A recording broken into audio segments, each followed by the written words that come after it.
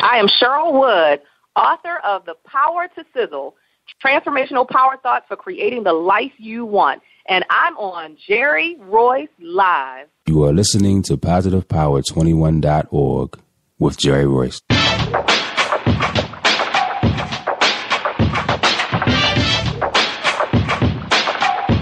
What up? It's your boy Kano Kingston.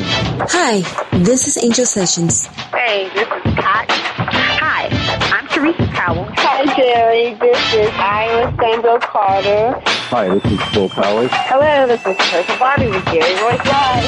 Hi, I'm Philip Byrne. I'm live on the Jerry Royce Show. Hey, what it do? It's your boy Who's to Say. Peace, this is Dahlia the poet, spoken word artist. Hello, this is Lamar Marquise with Jerry Royce Live. All right, everyone. You got Robin Lynn, and I'm keeping it live right now on Jerry Royce Live. Hey, what's going on, everybody? What's up? This is award-winning podcast with the greatest podcast on earth. Thank you for stopping by. I'm your host, Jerry Royce Live Worldwide on Internet Radio, where you get your positive on. But when it's all positive, it's all power. That's positive power. This is a worldwide podcast for growth, wealth, and success. Thank you.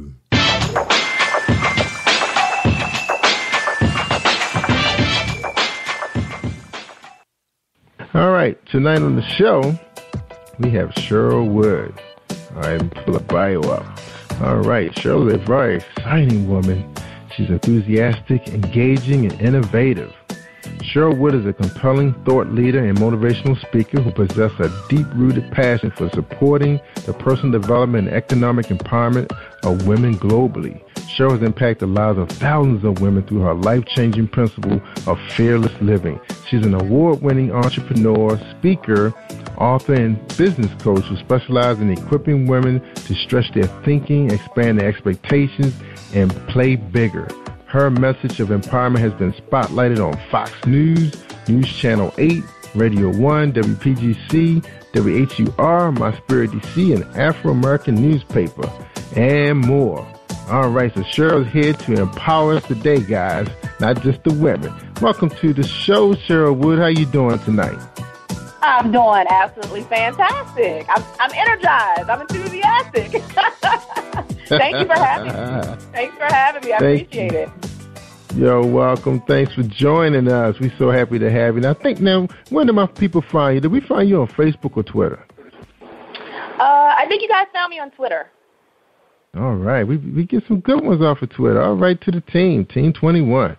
All right. Now, I know I didn't get a chance to read your full-page bio. Ooh. Man, you've done a lot of things.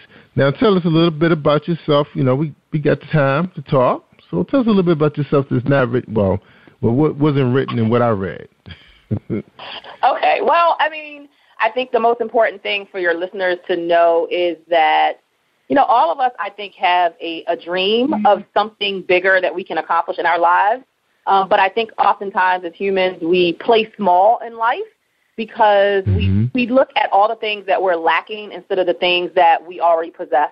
And I was no different. So if you go back 5 years ago in my journey, I was not a speaker. I was not an author. I was not a trainer. I was not a mom of a 9-year-old author. Yes, my daughter at 9 years old published her first book. There were so many things I hadn't accomplished because I was keeping myself I call it holding myself hostage to the reality that I was living at that time, which was running the corporate rat race, you know, dropping my kids off at 6 o'clock in the morning at before care and picking them up at 6 o'clock at after care, going to a job all day that, yes, I was good at, I was talented at, but it didn't nurture my spirit.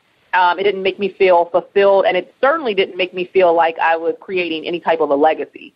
And so I was really just existing in life. I wasn't really living. And I think so often, too many of us go through just the routine of life where we're just existing. And, you know, it's not good enough. And I finally got to the place where I was tired of being tired. And you know what they say about a woman, you know, when she's fed up, there's nothing you can do about it. So I was fed up. tired of punching, a time clock and building somebody else's dream and just keeping my dream on a back burner. So I decided to take some baby steps to somehow create a different reality for myself. And that's what you've got to do sometimes. Just take the leap. You don't know the answers. I certainly didn't know all the answers. And I took a leap. I decided to start a small business. It was a small T-shirt business that celebrated motherhood and womanhood. And I did that while I was still working a full-time job. So, I wanted to change real bad if I was putting in that type of time, in addition to being a mom of 3 and a wife. So I had a lot going on. Right. But I was so hungry. Right. I was so hungry for life transformation. I wanted to add my mark to the world. I wanted people to know who I was. I wanted to make an impact. I wanted to change lives. A legacy is about helping other people transform their lives, using your gifts and your talents to impact other people so that you create this name for yourself that long outlives your physical body. And I wanted a piece of that. Right. So I was willing to put in the work. Fast forward, I put in the work about 2 years into the journey of literally going out on the weekends and, having a table at various events and selling T-shirts. I got a phone call unexpectedly from somebody at Morgan State University. And they said, hey, Miss Wood, we heard about you. We heard that you're this mom entrepreneur who's out here, on the grind. You're trying to change your life, and you're selling T-shirts while you're working a full-time job. Would you come to our annual women's conference? We get about 200 to 300 women. And would you teach other moms how to start their own business? And I was like, are you sure you got the right person? I said, let me spell my name for you, because clearly you got the wrong person. No, they had the right person. They had the right person. They had the right, oh, my goodness. And that was the beginning of me really walking in my greatness and in my God-given gifts as a speaker who had the ability to get people energized about their possibilities, to get people enthused about what they could accomplish in life if they just took the first step. And so all of that detoured me into speaking and writing 3 books. And, now having a baby girl who is an author and just being able to impact people's lives for the good. So that's kind of the short of my story over the past 5 years. All right. So all this happened in the last 5 years? In the past 5 years. I started in June of 2009. I just celebrated 5 years. Last week, I literally just celebrated 5 years in the grind, the entrepreneurial grind.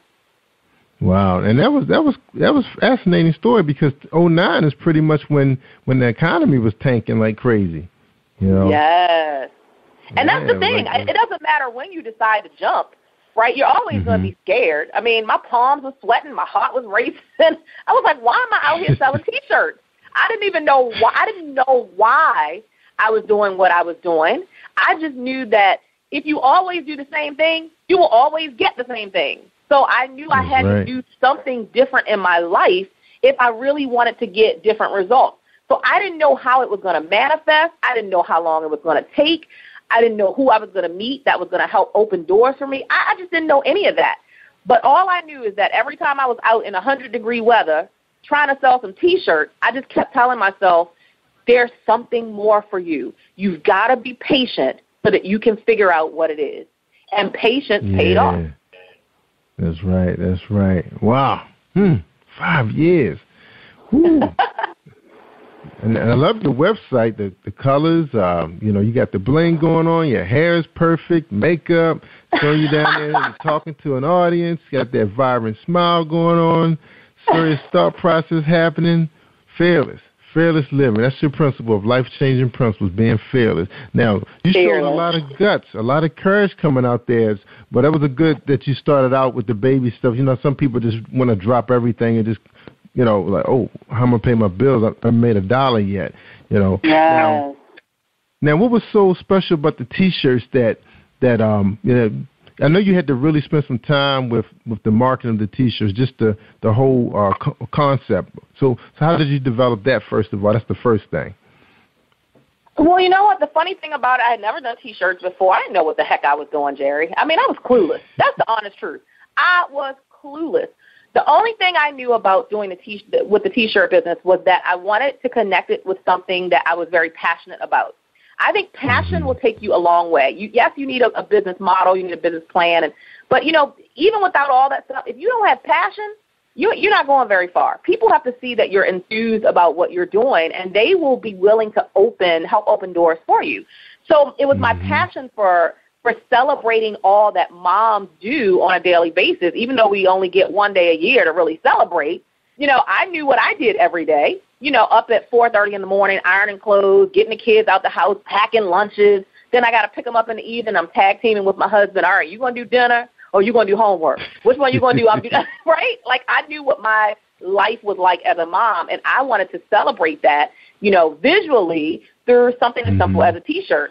And it was that passion that really aligned me, I believe, on the journey that I was supposed to be on. And so what would happen was women would come to the table to buy a T-shirt, to look at the T-shirt. Some of the T-shirt slogans were funny. Some of them were more serious. But it always was a conversation starter. And so what it did was it positioned me to realize that I had a knack for speaking, and I had a knack for making other people walk away feeling empowered and amazing about everything that they had inside.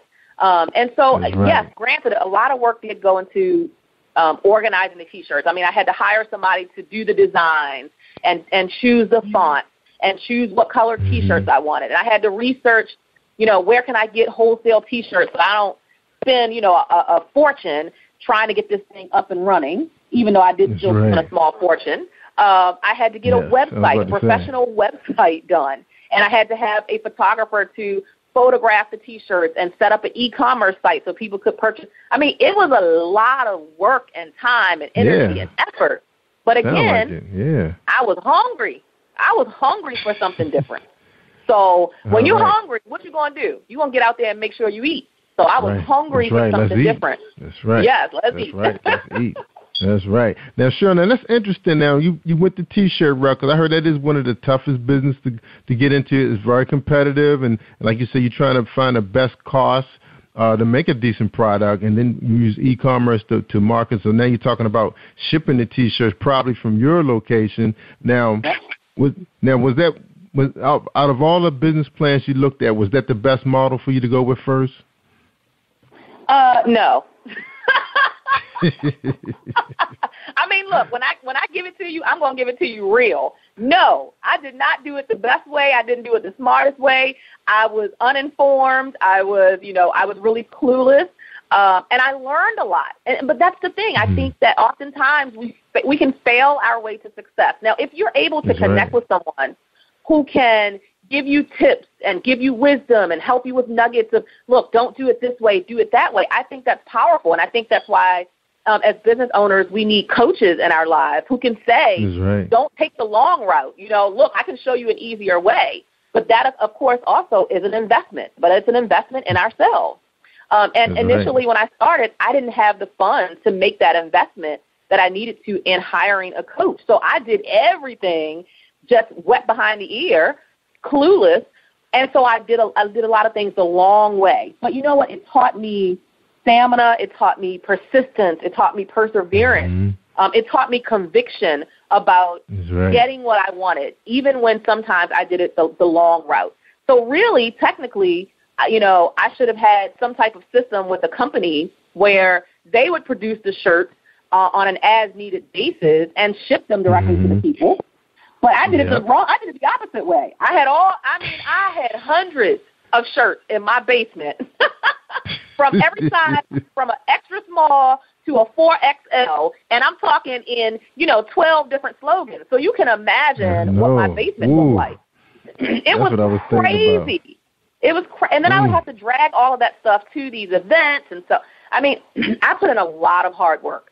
But you did. I don't despise where I started. I don't despise the failures. I learn from the failures, and that's the difference.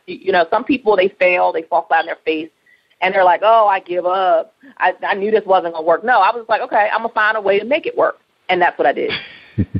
Good job.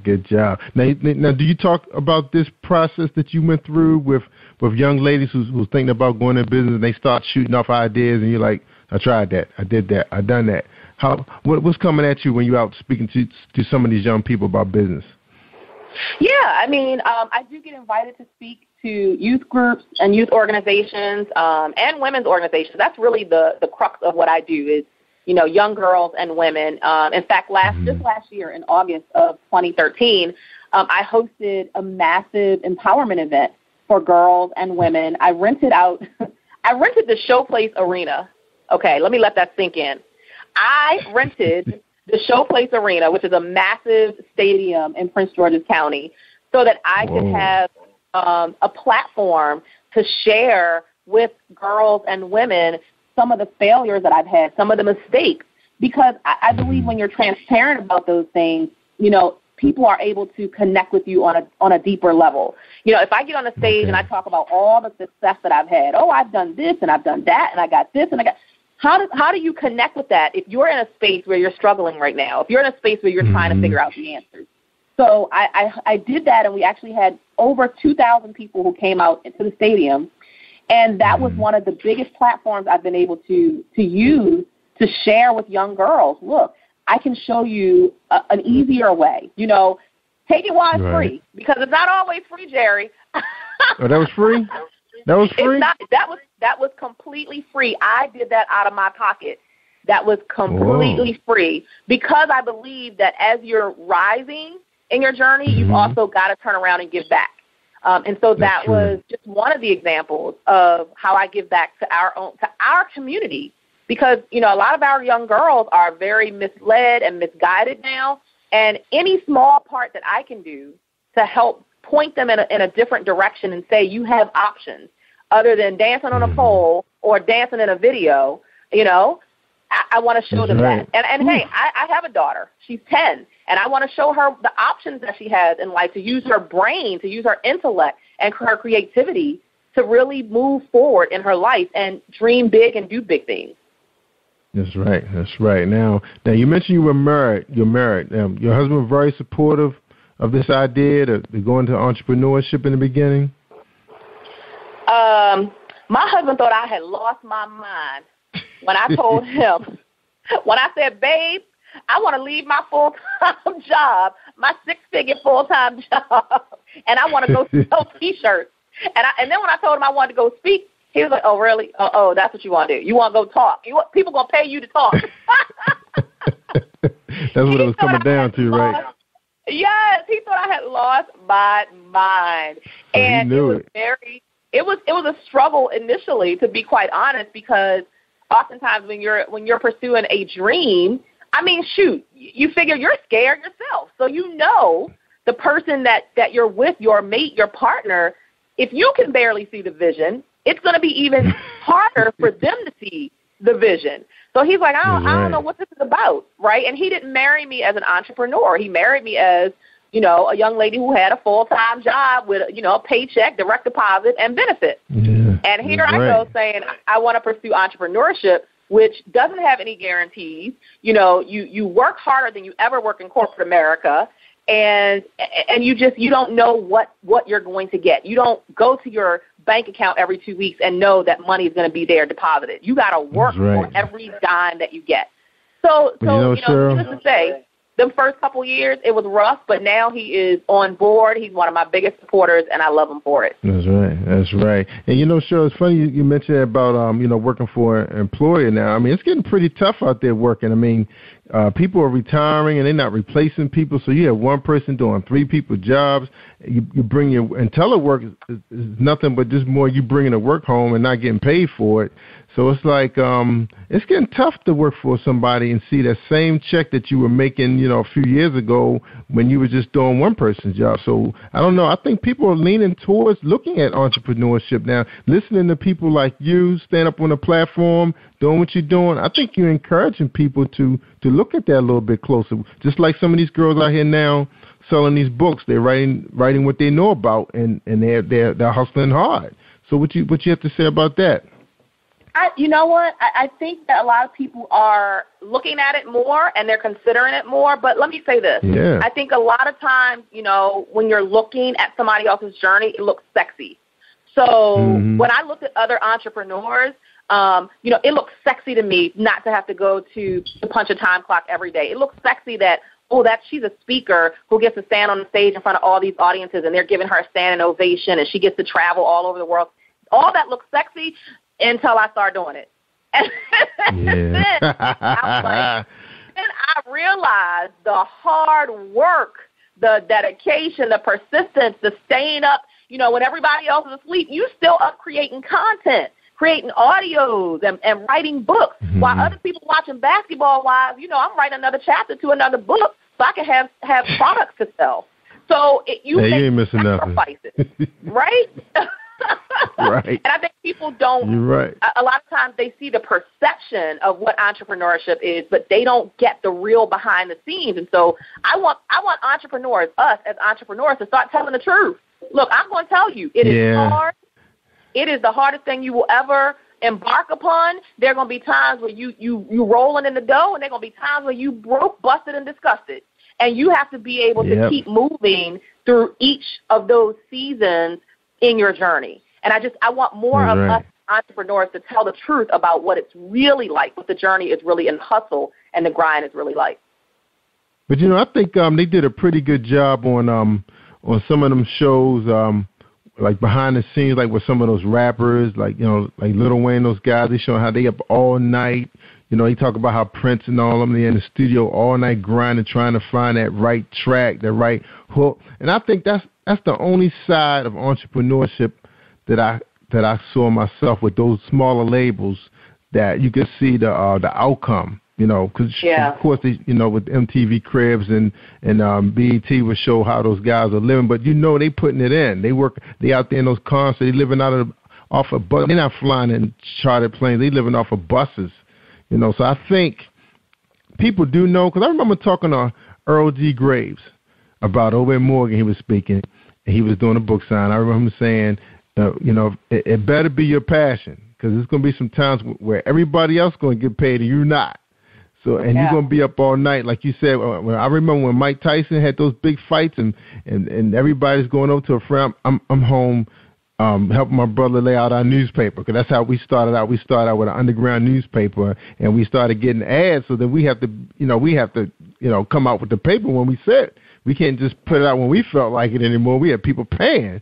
So I know what you're talking about, but we loved it, though. We loved it. When we were out there holding that paper and sharing it with somebody, man, we were glowing, just like this podcast. I'm down here, my family sleep, but not all of them sleep, because my daughter's a night owl and my wife is a workaholic. So I do have company when I'm working, so that's the benefit of me working at home. But, when I'm working with my son and, we try and come up with campaigns and, we communicate with people, and then you got to ask people for money. You're right. It's another side of it that people don't know that we probably should share. And I think you shared a lot of it already. Good job. All about telling the truth. It's all about telling the truth. That's right. Telling the truth. The more you know, they say knowledge is, is power. So I want you to have the power to succeed in whatever venture you decide to go into. So for me, the clients I work with, the people I work with, the people I mentor, I give them as much knowledge based on my own knowledge that I possibly can. Amen, amen. All right, Cheryl, we passed the top of the hour, but we got started late. But we're gonna start talking about your book now, The Power to Sizzle. Now, this is one of 3 books that so this is a self-help book, true? Is that right? Absolutely. Okay, it's right here on Amazon. It's an inspirational self-help guide to empower and challenge women and girls to erase limitations and create possibilities in their lives. Okay, so tell us, what's so powerful, what's so transformational about this book? Tell us. Well, what I love most about it is I am a busy mom. I have a 6-year-old, 7-year-old, and a 10-year-old. And that's just, one part of my life, not to mention traveling internationally for my speaking career, not to mention nurturing my relationship with my husband and giving my extended family time. There's so much going on in my life. So for me, I'm big on words, because I know that words have power. And I know that in order to stay in this game and really bring my A game every time, not sometime, but every time, that I've got to keep my mind right. And the only way I keep my mind right is through what I feed my mind. So that's whether I'm picking up a book or listening to a CD or a podcast or an audio, whatever it is, it has to be positive, positive, positive. And so this book was really an extension of who I am as a woman, a wife, a mom, a businesswoman who is trying to make an impact in the world and giving people something positive to grasp onto. It's a quick read. It's literally to give you something to start your day with. So there are 150 power thoughts that are contained in the book, because I don't know about you, but for me, when I first wake up in the morning, I don't turn on the news. You know why? Because I know the first thing that I feed my mind in the first, let's say, 15 minutes of the day is how I'm going to be fueled for the day. That's going to kind of determine what I accomplish in that day. Am I pumped up? Am I fired up? Am I ready? Am I excited? Well, not if I'm watching the news, because most of the news is depressing. And so this book is kind of that, leave it on your shelf, leave it on your nightstand, first thing in the morning, pick it up, read your power thought for the day, and then get to moving. Because we can think about it all day long, what we want to do, but you've got to act on it. And in order to act on it, it has to start in your mind first. So that's what the book is really designed for, to give people those quick, powerful, inspirational thoughts that get them motivated to take action to create the realities that they want in their own lives. That's right. Now, is this kind of like a form of like reprogramming a person's thought process in the morning? Because you said something very important. First, waking up in the morning, you put your feet on the floor. You know, some of us pray, we're on our knees. But then the next thing is you turn it on, like your favorite radio station, which, you know, the one that we listen to, we love listening to because they make you laugh. And then in some cases, you want to know what the weather's doing, so you got to turn the news on. And what happens? Someone was killed last night. Somebody got hit by a bus. Somebody's missing. So you're right. Do you really want to start your day? And then you're going into the office with people who may not even speak to you in the morning. To deal with that. And you haven't had your cup of coffee yet. So it's a lot going on. That first 2-3 hours, that's a pretty crucial time of your morning, your day. You know? Absolutely. I agree. And I try to make it, you know, as the best that I can, because, you know, look, almost 5 years ago now, I lost my dad. He was 59 years old. He passed of a massive heart attack in his sleep. 59. I was literally there in his home when they closed him up in a body bag.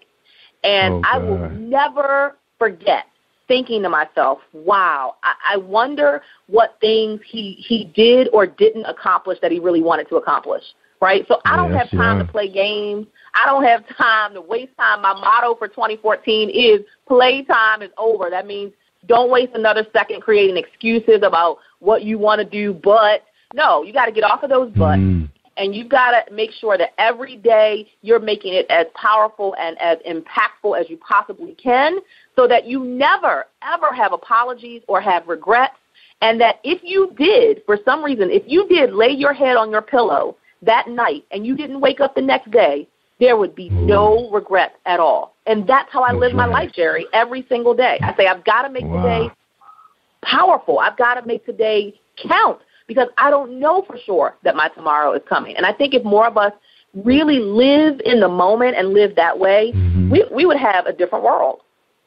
That's true. That is true. Now Cheryl, on your website, you have, is that a newsletter people can subscribe to?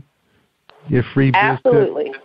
Okay. Absolutely. Every 2 weeks, I send out a biweekly newsletter. It is not a sales pitch. It is not me trying to get you. Look, I got clients who pay me good money. Thank you, Lord. I'm blessed. Thank you, Lord. The hard work is paid off. But that is my contribution, just to support people, just to give you motivational stories of what's happening in my life and how I apply that to the hustle and the grind of being in business and being a mom and being a wife, and how I, you know, create at least some level of balance. That's a word that I still struggle with, but some level of balance. So I share that with people who are signed up for my newsletter, just to give you just some inspiration to keep on your own course and never to give up, never ever bust a U-turn on your dream. That's right. Now, what are some of the big clients that you speak for that, you know, that they bring you in? Now, let me ask you this first before you answer. Now, when you go out to do some of your speaking engagements for some of these businesses, are they bring you in as like a retreat, or are you there to kind of build up the morale? what's going on with some of the businesses that are hiring you right now? Yeah, I mean, it varies. Some people bring me in literally just for the motivational piece, which I have no problem with because that's who I am. I love that. So they may have a sales meeting and they want to get people pumped up. They may have a training, a full-day training, and they bring me in as a keynote speaker to help people realize that they've got to play bigger. So whether it's in corporate America or whether it's for entrepreneurs, the point is so often, so many of us play small because of fear, because of doubt, because of self-limits, all the mess we're telling ourselves about needing validation from others to believe we can accomplish something. So they often bring me in as kind of that kick in the butt to remind people, hey, don't sleep on your greatness. You know, get out there, take some risks, step outside of your comfort zone, and guess what? You might surprise yourself at what you actually can accomplish. And so, you know, I feel so blessed that God is just aligning me with the organizations and the people and with the opportunities that I believe I'm supposed to be aligned with.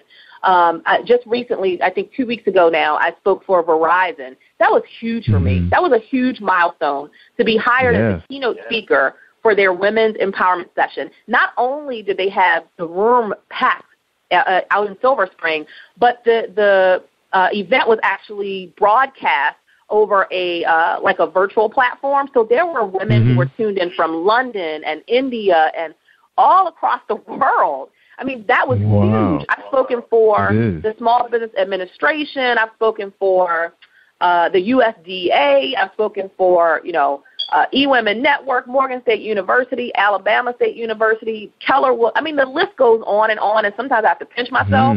Like, is this really my life? Like if 5 years ago, if I didn't take that first step, Jerry, guess what? I would probably still be in the 10 by 10 cubicle answering somebody else's phone, wishing that I could have a different life. That's how powerful it is. Just take the first step. Out there. That's right. You sold those T-shirts, and look at you today. Now, you mentioned something about playing small. What's the example of playing small? So playing small would be, I think a lot of times we're comfortable being uncomfortable. That's what I consider playing small. So, again, I'll refer it to myself. So for too long, I was comfortable with the every 2 week direct deposit that I got in my account, knowing that I was uncomfortable building somebody else's dream, knowing I was uncomfortable making 6-7 times less than the senior executives who I supported when I did a lot of the work. So I played small because I wanted to do the thing that was safe, that I considered safe. And for me, I considered safe having an every 2 week paycheck. Entrepreneurship for me was the complete opposite of safe. It was unfamiliar. It was unsafe. It was, it wasn't the thing that most people were doing. It was going way outside of my comfort zone to pursue something that, again, did not guarantee a paycheck, did not guarantee I was going to have customers the next month. That was playing small. As long as I stayed in that cubicle, safe with my little every 2 week paycheck, that was playing small. And so I had to say, I want to play bigger in life. I want to at least explore who I can become. At least give yourself the opportunity to explore it. So often we don't know what's out there, and we keep ourselves again hostage to safety instead of going out and exploring what we can really accomplish if we put our minds to it. That's right, and sure, that's very successful achieving what you have achieved in 5 years. Because I know years ago they used to say 5 years was just enough time just to see people break even for all the time and money, resources that they put into their business. They say, okay, if you don't see anything moving forward in 5 years, try something else. Now, in your case, how many things did you try before you were able to get the invitations to speak to these big businesses? Well, I did the T-shirt business, and then I started speaking. But the thing about speaking was, first of all, I didn't realize everybody and their mama is a speaker. Okay, that's the first thing. So you feel like you're competing. You feel like you're competing with everybody. And so for me, for the entire first year that I spoke, which was 3 years into my journey, that entire whole year of speaking, I worked for free. Nobody paid me a dime. But you know what? I took it as this is my year of experience and exposure. I can't get on anybody's big stage if I haven't even spoken on a small stage. I can't get in front of 300 people if I don't even know how to articulate myself in front of 30 people. So for me, I was willing to, I consider that an investment in myself. I was willing to invest in Cheryl, and that meant putting in the time, putting in the blood, sweat equity, right? So that after that year, then I could start saying, this is my speaker's fee. And slowly but surely, I started at like $200. Then I bumped up to $300. Then I finally got to $500. And I thought I was doing something, Jerry. I was like, yes. I thought I was doing something. And slowly but surely, it just kept growing and growing, and bigger organizations and companies started to recognize me and recognize my gift. And, you know, I just started growing, and it's like, okay, now I can command $3,500 to come and speak for 45 minutes. That's a blessing. You know, that is a blessing. But it didn't come without sacrifice. So for that whole first year, I got nothing. In fact, I was technically paying to go speak, because guess what? I had to get my hair done. I had to buy an outfit. I had to put gas in my car, right? All of that stuff, that's an expense. So I was paying and investing in what I believed was my destiny. That's right. That's right. So, Cheryl, so you had to go buy yourself an outfit. You didn't have anything in the closet from the other job. I had nothing. I had nothing that made me look like I wanted to be thought of. Because see, you got to fill the shoes that you want to fill before you fill them. So if I wanted to be taken seriously, right, I couldn't go in a little sundress on a stage. I had to have a suit. So I bought my one suit. Now, what I didn't tell you is I wore that same suit for that whole year, Jerry. That one suit, and I switched the blouses. I wore that suit so much. My sister, I have a twin sister, she pulled me up one day and said, girl, we got to get you a new dress. But I was committed. I was committed. Look, I didn't care about fancy clothes and fancy shoes. As long as I looked decent, my stuff was clean, and I looked professional, I just wanted to get up on the stage and deliver. That's all I just wanted to deliver, to over-deliver beyond their expectations, because when you over-deliver, that's what keeps you working. That's when you keep getting hired over and over and over again. And, you know, people will run and tell the next one and tell the next one, oh, I know this great speaker. And that was the reputation that I was working to build up. There you go. All right. Now, on your website, you're mentioning individual coaching. So what type of people are you coaching? What is a coach?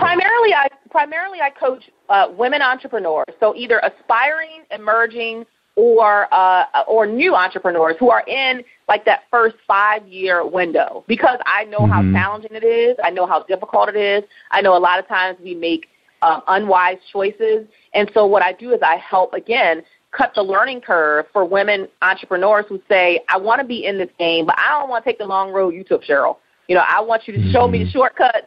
I want you to help me get there quicker.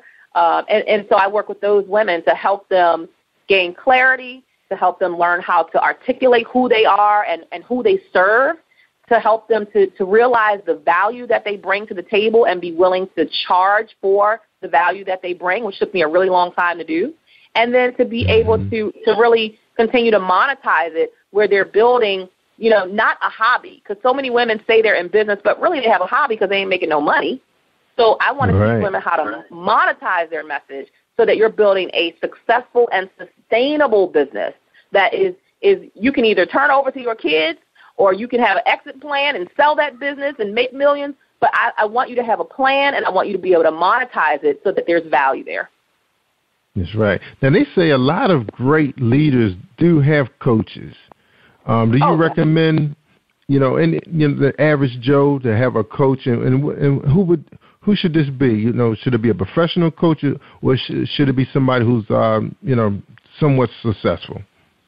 What would you say? A coach is imperative. I have a coach. I will always have a coach, because every coach should have a coach. Because got a coach. There are certain things that you cannot coach yourself, period. You cannot coach yourself. Somebody has to be on the outside looking in to say, this is what I see. This is the direction that I would recommend that you do. Or someone who helps to draw you out by asking you questions that make you think about the direction that you're going. everybody needs a coach. When I first started speaking, like I said, that whole first year I did it for free. And after that, I realized that I wasn't going to get very far if I didn't have a coach. So I'll never forget, I wanted to work with this coach, and she told me it was going to cost $6,000 for 6 sessions with her. They were only 1-hour sessions, and they were by phone. So it wasn't even in person. I'm not kidding you. I fell out of my chair. I had to pick myself back up out of my chair and wipe the drool off my mouth because I was like, you got to be kidding me. Did she just say $6,000? Wow. And $1,000 a session for 6 1-hour sessions, $6,000, and that was about the typical going rate at the time. Some coaches, I mean, if you go to like a Lisa Nichols or Les Brown, I mean, you're talking $25,000, $30,000 easily. So for me, I knew that I needed that in my journey to really go to that next level. So I didn't have $6,000 just sitting in the bank. So what I did was I started sacrificing. Guess what I did? I stopped going to Starbucks, getting my mocha and my ham and cheese every morning. That was $10 a day. I stopped eating out at lunch because I was still working a full-time job. That was another $10 a day. All the mess that I was wasting money on, I said, no, I'm no longer going to waste money. I'm going to take my funds and wisely invest in myself. Because when you hire a coach and you invest in yourself, that's something that can never be taken away from you. A dress, I can outgrow a dress. I can lose weight, gain weight, whatever. Shoes, I can break the heel. It's so many things that can happen to material things, but when you invest internally, it can never be taken away from you. So every person who is pursuing any type of big goal, big dream, something that seems or feels impossible, you need a coach for that guidance to help you think beyond what you can think, to help you think bigger, to help you analyze the full picture. And when you're missing that piece, I'm telling you, it's going to take you so much longer than it would. And what you need to look for, because you asked that question, you need to look for the person who has done or is doing what you want to do. And it can't just be somebody who says, oh, I'm great. No, show me. If you go to my website, I can show you what I've done, what I've accomplished. If you go to social media, you can see what I've accomplished. So I don't talk it. I don't talk about it. I walk the talk. So you've got to find somebody who's walking the talk and who has accomplished or is accomplishing what you want to accomplish. All right, my next question is, the lady that was charging you $1,000 an hour, was she the one you hired? Yes, I hired her. Oh, you did hire her? Wow. Yes. So I hired her. So I absolutely. It was, you know what? Truthfully, after the first session, it was worth it.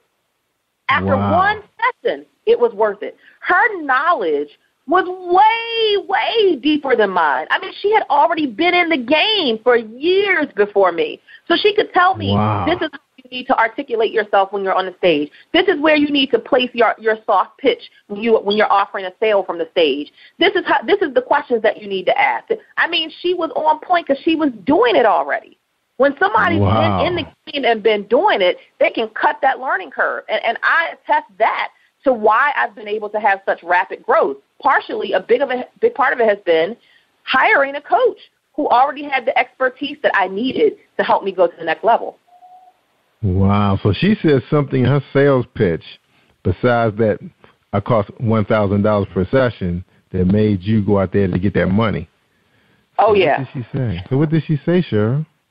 I mean, there wasn't one thing that she said, but she showed me how to market myself. She showed me how to sell, even if an organization could not offer me a check. So let's say they said, well, we want you to come and speak, but we don't have a budget. She was like, you don't turn that down. Let me show you how you still walk away with $10,000 from the back of the room. She showed me that. She showed me how to craft a sales pitch. How do you create a package that makes people so hungry that they're running to the back of the room to sign up for your package?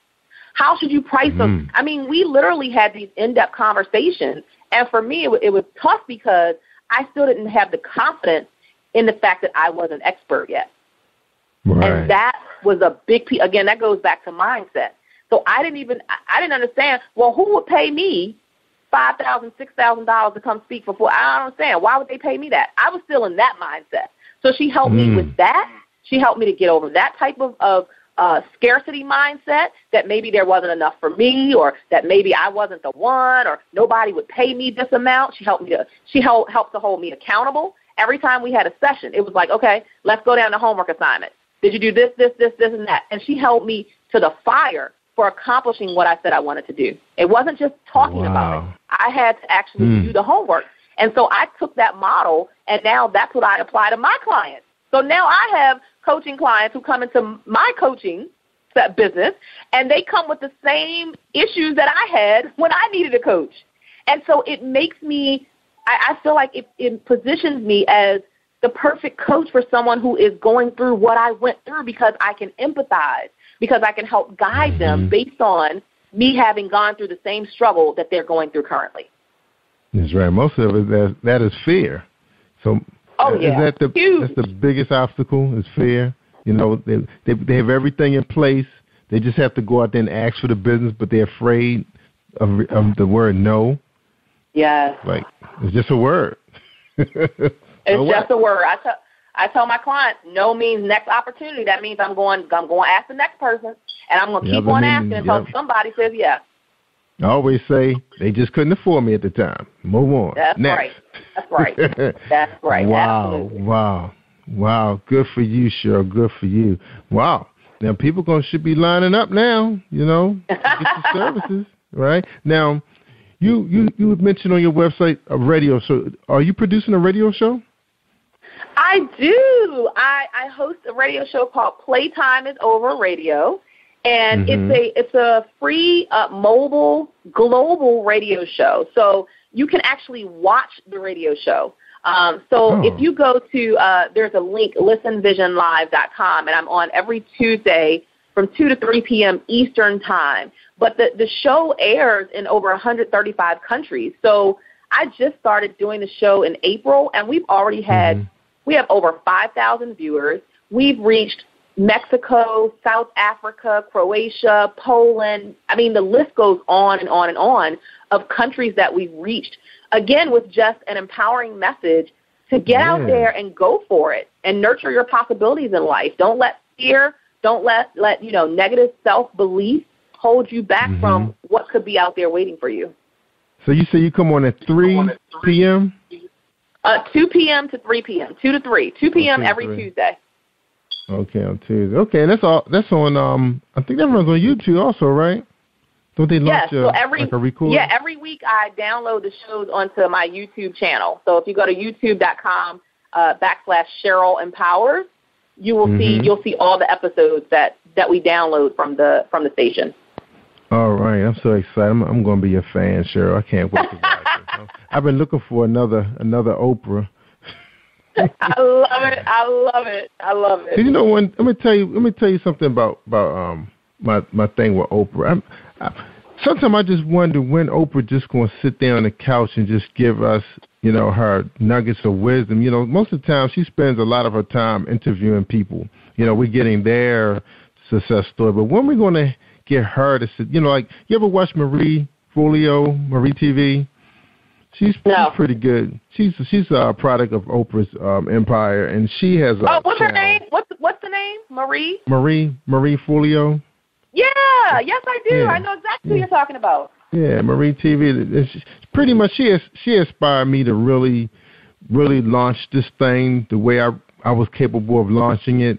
Listening to her, watching her, and she's saying, you know, I'm just the girl that, you know, that was working for Vogue or was a Nike fitness person. You know, when she says those things, you say, wow, look at her now. You know, not just about the money, but her whole persona. You know, teaching people how to go after theirs. And now it's you.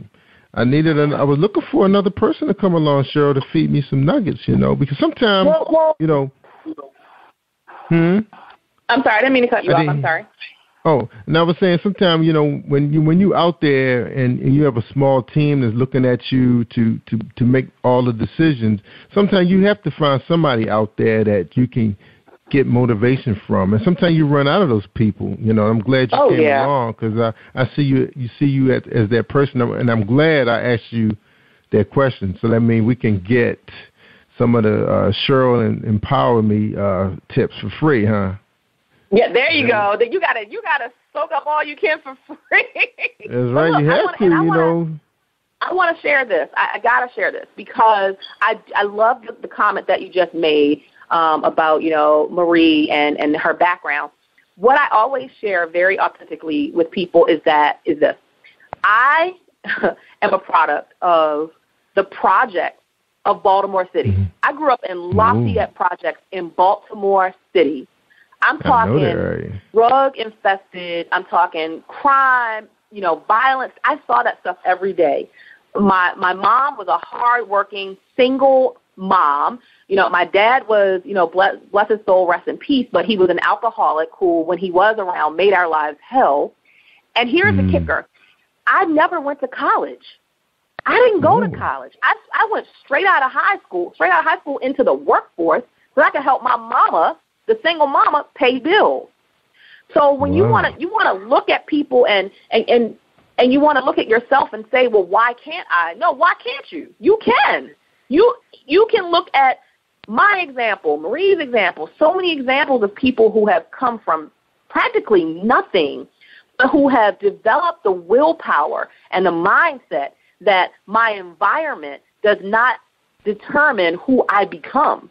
And once you develop that mindset and you have a conviction, and which to me a conviction is a little bit stronger than commitment. When you have a conviction that I know I'm destined to make a mark on this earth and to create a legacy, that will take you so far, and you will accomplish things that you thought were impossible.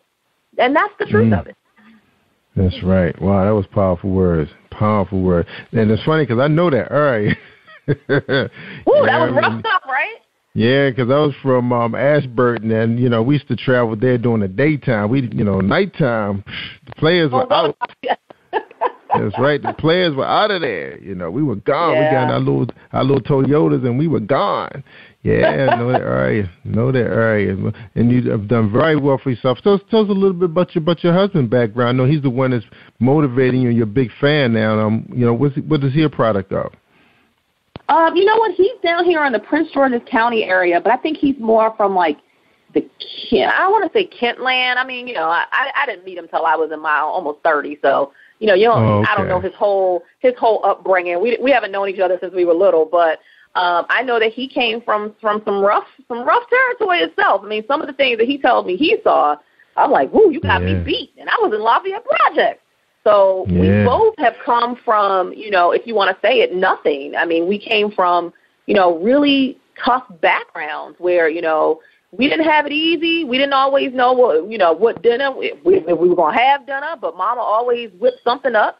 And we took, what we had and we worked with it. Instead of creating excuses about, what we couldn't do, we took what we had and said, now what can I do with this? How can I use my creativity? How can I be innovative? How can I use my God-given gifts to move forward in my journey and not, again, become a product of my environment? That's right. Ooh, beautiful put, Cheryl. Great job. Ooh. Thank you. I'm your new fan, Cheryl. I love it. We'll be each other's fans. That's right. We need more people, like each other, because people do need encouragement. You see people every day on a 9-to-5 job. They just showing up on the job. They're not happy with what they're doing. Some people really don't even know what their natural born talent is right now. It takes time to find it. I told you I was out there selling them T-shirts in the sweltering sun. Talking about, what the heck am I out here selling T-shirts for? I didn't know.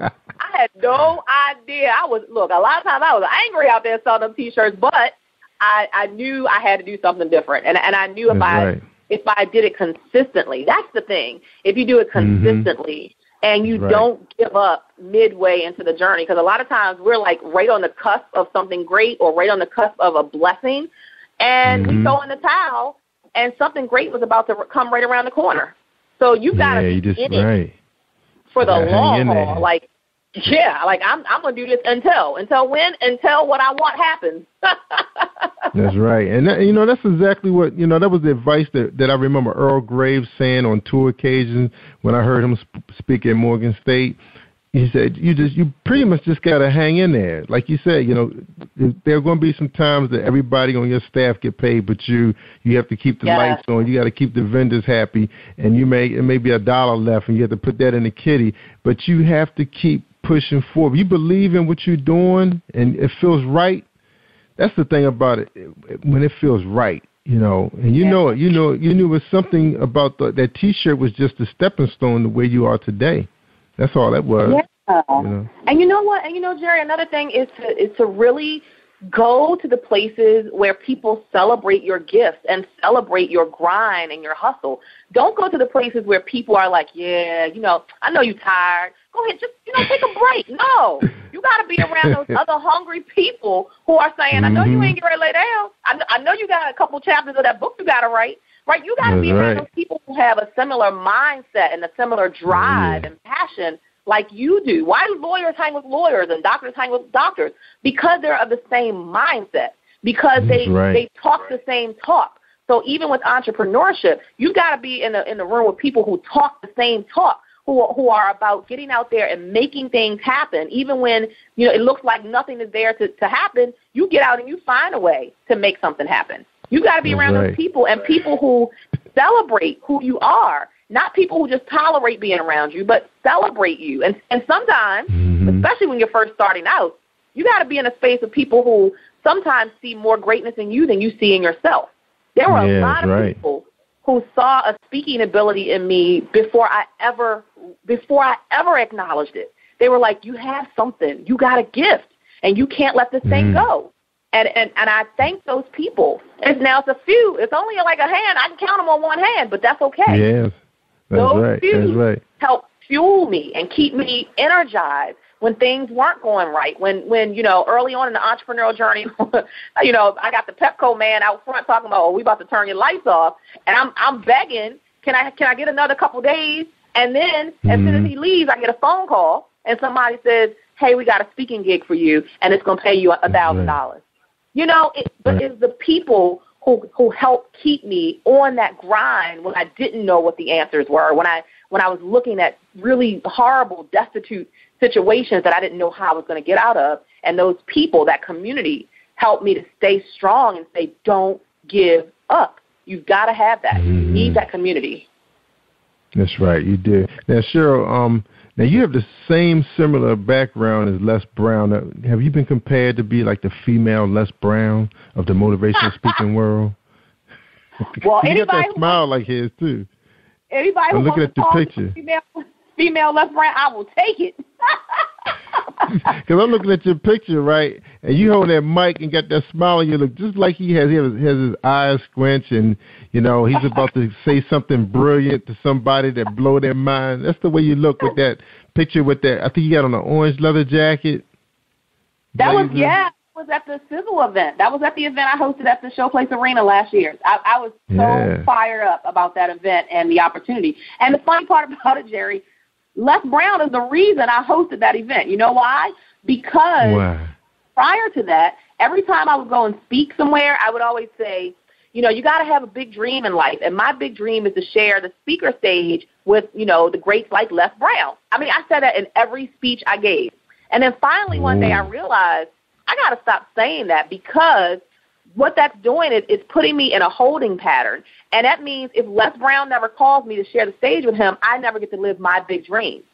And it hit me like a ton of bricks one day that I was waiting for somebody else to make my dream happen for me instead of getting out and creating my own dream. And it was because of that. That is what prompted me. I was like, I can't wait for Les to call me talking about, Cheryl, can you come share the stage with me? No, I got to create my own stage. And that is what prompted me to rent that stadium and have my own event. Yeah, because it's cute that you say something like that, though. Because you look at him as the guru of the motivational speaking world, you know. So that's just your way of saying you acknowledge his gift, you know, him being a king, you know. Yeah, nothing wrong with that. But, you know, I think about that sometimes when I'm saying, yeah, one day I'm going to be sitting in that audience beside Oprah when she has those people who have like 1 million subscribers or followers. Yeah. She invites them to this platform to talk about what, you know, all of them have a story to tell. I was like, wow, that's what I'm talking about right there. Yeah. You know. Global impact, you know, global impact. But I think all of us have the ability to make that global impact. But I think, you know, we got to be okay starting out as the rookie. And so often people look at somebody else's journey and they want to be on top, but you haven't even gone through your rookie status yet. So, I encourage my clients, I say, look, the process is you make impact in your own household, then in your own zip code, then you go global. So it's your household, your zip code, then you take it global. If I don't have things under control in my own household and my own kids aren't empowered to be their best, how can I take that outside of my home? I can't. So I got to start. I got to start at the ground level, ground zero, and start in the house. And then once I got that straight, then I take it into my community, my own region, my own city, my own state. Then I take it global. But it's a process, and we've got to be willing to start at rookie status and grow our way to the top. That's right, being a newbie. But it's good to think big, though, because I know I was talking to a friend of mine. This guy, we talk all the time at work. He's one of those IT guy that built clouds and everything and worked for all these big companies. Real young guy from Africa, and he told me, he said, Jerry, what you going to do for your 100th episode? Who's going to be your guest? I was like, who's going to be my guest? I said, I'm just talking to, people who trying to make things happen, people grinding, like all those girls on Facebook that's grinding every day, telling people about their book. I said, those are the people I like talking to. He said, no, man, you have to set a goal, set something high, far. And I was like, you're right, man. Who can I have? It got to be somebody special, somebody that I've admired and always want to talk to, and they've been there before, and they humble themselves, and they come on the show and share their knowledge, and it happened too. I celebrate my 100th episode with Bunny DeBarge. If you remember, they were at the royalty of R&B in the 80s and 90s. They shared stages with Michael Jackson and Marvin Gaye and all those Diana Ross, So she's an author now and a motivational speaker. So she's in a position there where she want to share, where she's been and where she's trying to go back to. So that was an incredible experience. I was really happy when she accepted that invitation to be my 100th episode. Congrats to you. Kudos to you, Jerry, for all the work you're doing and giving people exposure. I mean, I don't take it lightly. Any opportunity that I have to share my message and to when people like you invite me into their platform, I mean that's huge because too many people have this scarcity mindset. Well, I can't because they might take something from me. No, we've got to help open doors for each other, and that's what you're doing by creating these platforms for people like me and other people, newbies, and from ground zero up to be able to share their message and to get their story heard. So kudos to you. I'm impressed with everything that I'm hearing, that I've heard about the show, and you got a fan too. You have a fan here on this end. Thank you. It feels good. It's a really good feeling when a young lady asks, say, Jerry, why do you guys choose me? And I say, well, we go out there sometime and we look at your bio, everything looks good, and with no negativity on the internet. We'll invite you to come on and share your story. And there was a young lady yesterday was on the show. She actually served in our military, in the Army, and she got injured, I think as a civilian, and she was overcoming a whole, and that wasn't even what her book was about. Her book was a fictional book about romance, and it turned out to be one of the most phenomenal shows I think I've had. And there was people inboxing me like crazy saying, I was listening to that show. That was an incredible show. I was like, it caught me off guard. When she shared the things she shared, and then she inboxed me back saying how grateful she was and she had a great time and she needed that. I was like, a lot of people needed that, not just her. And that's why everybody has to tell their story and share their gift. And you can't compare it to somebody else's and say, well, she has something more than me or he has something. No, use what you have. That's you'll hear me say that over and over again. Use what you have and walk in your lane, and you will impact someone's life for the greater good. Someone needs to hear your story, your struggle, what you've been through, some of the mess that you've experienced, so that they can move through the mess they're currently experiencing. And so that's so important for all of us to understand that we have a voice. And sometimes we feel like, well, I'm just this little fish in this big ocean. That's okay. Keep on swimming. It's okay. You'll eventually get to the big ocean, but, it's okay. You've got to just share. Anybody who will listen, share that story because you don't know how you can transform their lives. That's right. And I think that was big of you to share, where you come from. 'Cause a lot of times, a lot of us have these big fancy websites and, they don't go back and say, I come from the hood. My mom was a crackhead. They don't never share none of that stuff. 'Cause people need to know, that they could do the same thing. Everybody's conditions are different. But, it's still a holding. It could put a hold on you if you don't think outside of that box that you're in. And sometimes you need people like you that's encouraging stories that's gripping, and I think somebody will wake up the next day saying, you know what, she was right. Yeah, I need to do this. I can do this. That's right. And even with the work that you and I do, like you said it a few times during the show already, you still need to be encouraged and empowered too, and so do I. So I don't rest on my laurels and just wake up every day happy, hunky-dory. I mean, I have problems. I have, issues like the next person. And, right now my mom is going through some things, and she unexpectedly fell ill, and I'm dealing with that. And, we go through stuff. We go through mess, and people don't oftentimes know the behind the scenes that's going on because we're wearing a smile on the outside. But I got to keep myself motivated, too. So guess what? I listen to shows like yours. I have in every DVD player in my house. It's not DVDs. Guess what it is? CDs, Les Brown CDs that I listen to keep me pumped up and motivated, not to ever give up, not to allow any challenge or obstacle or setback to keep me stuck where I am, but to keep moving and keep creating solutions. So I'm just like the next person. You're just like the next person. Life knocks us down, but we get up quicker than anybody else. That's the only difference. We get up quicker than anybody else. We dust off, and we keep it moving.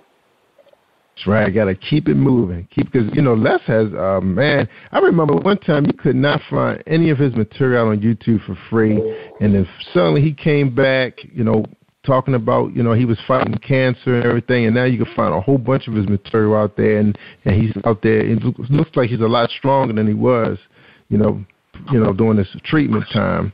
But I think it was a blessing for him to come back out like that and tell us what he was going through because he didn't have to do that. Absolutely. And, it shows that he's a smart businessman because, to stay at the top of your industry, and he's 70, I believe he's about to turn 70 years old now. And, I just saw him at the early part of last year, and he was 69. So maybe he's already turned 70, but he's right there. If he's not 70, he's about to turn 70. And he's still as amazing as he ever was. But he understands that to stay at the top of your game in your industry, that you've got to continue to be a trailblazer, and you've got to stay current with the current trends. So he can't do speaking the way he used to do it 25 years ago. He has to do it the way it is now. So that means, guess what? You got to be on social media. You got to have videos. You got to have audios. So you've got to stay current with what's happening. Wherever your customers and your clients are, you've got to be there. You can't be stuck in your way and say, well, this is how I like to do it, so this the way I'm going to do it. Because guess what? You will quickly go out of business. So he's a prime example of Tony Robbins, too. To tell your story. Tony Robbins, Lisa Nichols, who I love, absolutely love. She's amazing. They are showing us how it's done. You've got to stay relevant. You've got to keep reinventing yourself. And most importantly, you've got to be transparent in telling your story so that people connect. They have an emotional connection with you that will, far outweigh, any statistics that you can tell them. People want to know your story, your struggle that you've gone through to get to where you are. That's what it inspires and moves people to action. Yeah, because people just don't know what it takes for me to get this show going because I have 11. No, my daughter is 13, turning 14. You know what it's like dealing with them girls, man. Yeah, I know. That's all you can say is, woo. And my son is 11, and my wife, she's a workaholic, so who knows when she's going to leave the office, even though she can work just as long at home. But then she probably saying, do I have to go home and deal with her first before I get my mind set? But she's my little princess, though. So, I was dealt that car, so I got to deal with it. But she can take you there, boy. Oh, yeah, she is, Kim. Mine, she's about to be 11. She's a tween, and I'm scared of the teens. I'm scared of teen years. I'm like, Lord, give me the strength. Give me the strength. Yeah, boy, it happens at, I think it happens when they turn 11, boy. They just go to another level. And then they growing up. Yeah. I mean, she's tall and, You know, she getting shapely now. She has friends. She wanna leave the house now. It's like, no, you can't leave the house.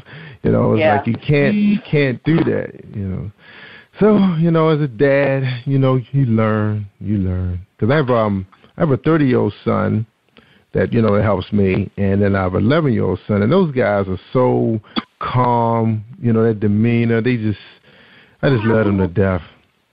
Right. So, you know, but they help me out a lot with her, so that's a good thing, because she does listen to those guys. All right, Miss Cheryl, we've been just chitting in the chat. I think we went way past our time, but hey, I may not never get this chance to get this platform again with the Cheryl Wood, the engaging, the innovative one. So, I'm so grateful to have had you on the show, Positive Power. Likewise. It's been a blast. I didn't think we would talk this long either, but, you know, when things are flowing and you're feeding off of each other and the energy is there and the passion is there, you know, you just got to kind of flow with it sometimes. So, again, I thank you so much for having me as a part of your platform to share my message with your audience. Thank you for all that you do. Keep pressing, keep pushing, keep asking until you get all the answers that you want, until you get the results that you want. And I'll be watching from afar. I'll be cheering for you from the sidelines, and I'm absolutely thrilled to be connected. Thank you. Same here. I'm just so glad I asked you that question about, where can we find you, that radio thing. That's a wonderful thing right there, so people know that they don't just have to rely on this platform to hear your beautiful voice. They can go right there to, and you said that was called Listen. I know that program. Yep, listenvisionlive.com. That's right. I know that platform because my good friend B. Swang in Webster's on that platform at 4 o'clock. Yeah, I know her. I met them. I spoke at an event about a month ago, and I met the trio. That's so my girls. Yeah, it's a small world. It's a small world. And as a matter of fact, Olivia Fox airs on that same show. She's right before my show. So she's 12 to 2, and then I'm 2 to 3 on Tuesdays. Olivia Fox. And who's Olivia Fox? She used to air with, what is his name? Oh, my God, I can't believe I'm blanking. On the PGC channel or something like that? Well, it's Radio 1. I want to say it's Radio 1. The tall guy, oh, my God, I can't believe I'm blanking. See, that's how I know it's 11 o'clock, because I'm blanking. And as soon as I hang up, I'll remember who it is. But he's still on the radio. He sounds familiar. He's still on the airwaves. I can't think of it. It's escaping me. I can see his face, but so So is he on XM dial? No, he's. I just can't. It's escaping me. I promise as soon as I hang up, I'll know who it is. I don't know his name.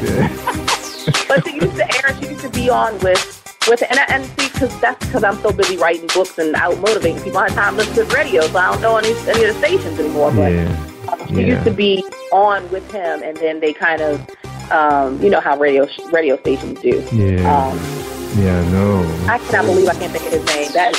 That's gonna burn me up. And as soon as I hang up the phone, I'll remember his name. But that's okay. All right, well, she's before you, and then so that's on Tuesdays for Olivia Fox. Right. Every Tuesday, Her show is a different kind of show, but to each his own. She's on from 12 to 2, then I come on from 2 to 3 with the kind of empower hour.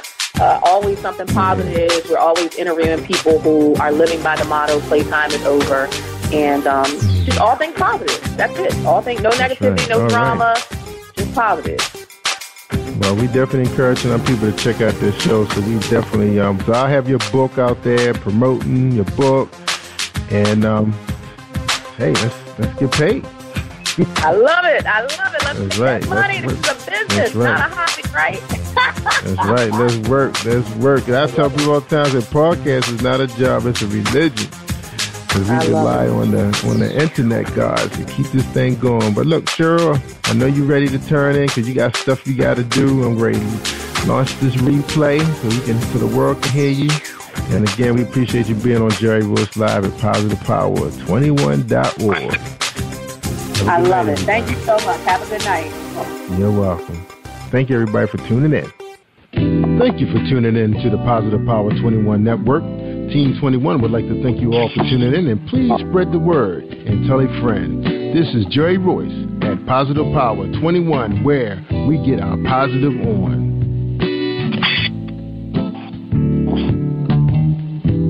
Positive Power 21.org, Internet radio. All right, that's a wrap. You are listening to Jerry Royce Live Worldwide Podcast. Hi, I am recording artist Marilyn Dunn from St. Louis, Missouri. If you are looking for some soul-stirring, anointed, spiritual, and heartfelt music, visit my website at www.MarilynDunnMinistries.com. Or you can also find me on CD Baby, iTunes, and Reverb Nation. For booking information, contact Mr. Kevin Dunn at 636-856-0551. That's 636-856-0551. Hi, this is Cindy Williams, and you are listening to Jerry Royce Live Worldwide Podcast. You are listening to PositivePower21.org with Jerry Royce.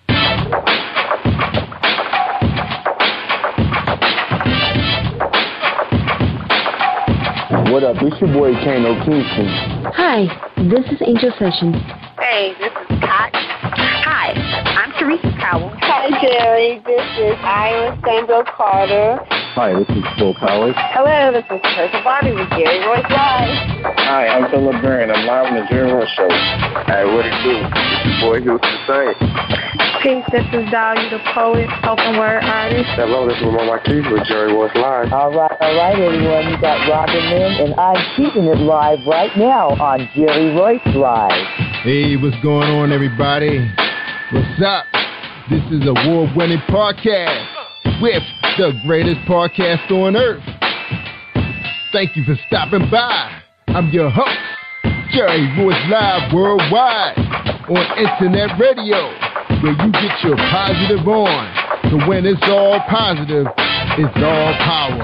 That's positive power. This is a worldwide podcast for growth, wealth, and success. Thank you.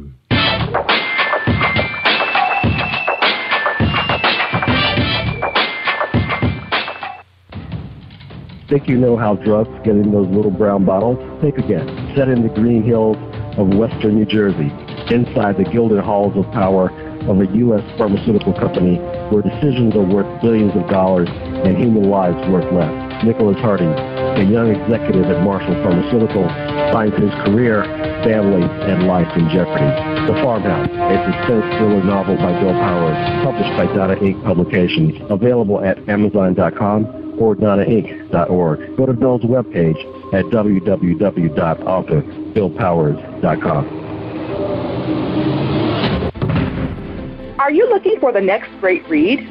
A book filled with love, passion, betrayal, and intrigue. The award-winning novel, Season of Change, by Tamika Patrice Kane, is sure to satisfy your literary sweet tooth.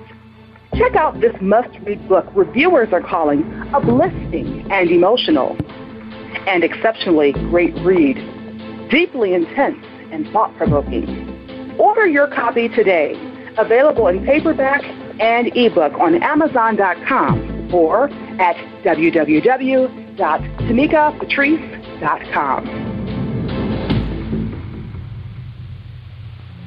Are you an author looking for promotional services or a reader looking for a great read at low prices? In this competitive world of books, Writing Royalty Promotions is dedicated to bringing authors and readers together to build a greater respect for literature through our various promotional services and online bookstore.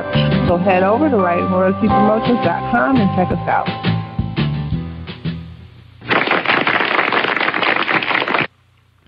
Thank you, everybody. Thank you for joining us, and welcome to PositivePower21.org. I am Jerry Royce Live Worldwide, and you're listening to episode 342 with me and actress and writer and producer Cindy Williams. But before we bring her on, let's hear a word from our sponsor, Tiffany Boyle at Emerge Magazine in Washington, D.C.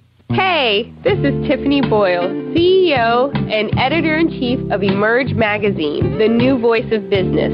Here inviting you to come out to celebrate with us at the Emerge premiere May 29th from 6 p.m. to 10 p.m.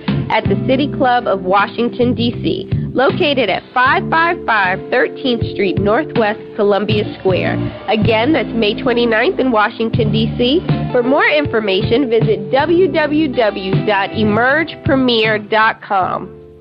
You're listening to episode 342 with Jerry Royce Live worldwide on PositivePower21.org with actress, writer, and producer Cindy Williams. Actress, writer, and producer Cindy Williams has starred in some of the most historical movies and television programs in entertainment history. Her career began in the 1970s in prestigious movies like Travels with My Aunt with Maggie Smith, directed by George Cooper, American Graffiti with Ron Howard, Harrison Ford, and Richard Dreyfuss, and directed by George Lucas, and The Conversation with Gene Hackman and directed by Francis Ford Coppola. Once she and Penny Marshall played loose girls on the hit TV show Happy Days, the network quickly ordered a spin-off of the dynamic comedy duo. After changing their characters to blue-collar workers in the Midwest, they made their debut in Laverne and Shirley in 1976. The show quickly became the most watched American television program, surpassing Happy Days in popularity. The show remains in syndication around the world and has a very loyal following of original and new fans. Cindy continues to work in her first love, the theater, and she performs in musicals all over the country. And she is the author of the book, Shirley, I Just. Ladies and gentlemen, thank you and enjoy this presentation of Jerry Royce Live worldwide on PositivePower21.org. All right. Thank you, everybody, for joining us. Episode 342 with actress and writer and producer Cindy Williams from Laverne and Shirley is here with us tonight. What's up, Cindy Williams? How you doing tonight? Okay, Jerry. And how are you doing? I'm doing awesome. I'm just so happy to have you. I have to reveal something before we move the show forward. You ready? I am, Jerry. Hit me with I used to have a crush on you back in the day. Oh, yeah. Thank you. What a compliment. Oh, you did jailbait. A whole lot of guys back then had a crush on Shirley. Sweet. You're so sweet, Jerry. Thank you. What a compliment. I told a few people, and they said, "Oh my God, I had a crush on her." Yeah, and they were younger than me. Well, you made my day and my night, and possibly tomorrow. That's such a compliment. Thank you. No, now did the Hollywood guys tell you that you had a huge African American fan base, in the hood all over the United States? We know, we did know, and some of the most fantastic fans come out of the black community because they're just so everybody. It's the black community has such a great sense of humor, such a positive, fabulous sense of humor and sense of self-humor too. And it's just a joy. I mean, one time I was at this event with Penny. It was a big sports event in L.A., and I was sitting down on this couch, and behind me, these arms came, and they hugged me, and someone whispered in my ear, "I just love you." And I turned around, and it was Snoop Dogg. It was Snoop Dogg, and we weren't allowed to have. It was Snoop, and we weren't allowed to have cameras in this event. And I just begged anyone, and Penny had her flip phone, and we took this picture. And I remember he had all this bling, this I don't know what you kids call it today, but he had all this jewelry on. And I said. Yeah, and I said, let's hold Snoop's, what's at the end here, this bling, and it was like this silver, I don't know, it was like just this huge silver plate, and so Penny, somewhere there's a picture of me and Penny with Snoop holding this big silver plate that he had on a chain around his neck. Anyway, he was such a great guy. Such a great guy. I wish I could have spent more time with him. But yes, in answer to your question, Jerry, yes. And it's quite a compliment, you know, that the African American community embraces us and the show, and still does. Yes, absolutely. You are all-time favorite. I mean, people still remember you like it was yesterday. When your publicist contacted us, I was like, is she talking about the other Cindy Williams that was on that movie was with Wesley Snipes? I don't know if you remember that movie. Cinda. That's Cinda. Cinda Williams. She called Cinda. Oh, okay, that's what she called herself. Yeah, okay. She's a very good actress. Yes. Yeah. I believe that's who it was, Cinda. Yeah. I couldn't remember exactly how she pronounced her first name, but I remember she came out of New York, and that was a big, But she's an African-American actress, right? Cinda. Right. Yes. Cinda, okay. She's very good. Yeah. Yeah, but everybody knew what I was talking about, though. They knew it. You did? Yeah. Yeah, they knew. They knew. They knew it was you. That's great. They knew. Laverne and Shirley. All right, well, I got to ask you the first question. Enough about me. That's right. Well, it's all about you tonight. So, you ready for the first question? All right, this is my signature first question. The first question for the night is, who is Cindy Williams? Oh, I better make some phone calls and get back to you. I don't know. I like to think that I'm somebody who always has their heart in the right place and loves to laugh and likes to. Mm-hmm. The reason, this book is not a tell-all. My little book, Shirley, I wasn't interested in writing about. I'm telling you about myself here. I'm trying to explain who I am. I was not interested in writing anything where I threw people under the bus or a tell-all book or anything like that. I took great care to have none of that in this book and only fun stuff that would make people laugh out loud. That was true about my life, which is blessed, because it's just blessed. I don't even have to say why. I'm just so blessed, and I've had such a fun life and such fun adventures, and I wanted to share them with people, and I wanted to do it in a way where I took people there with me.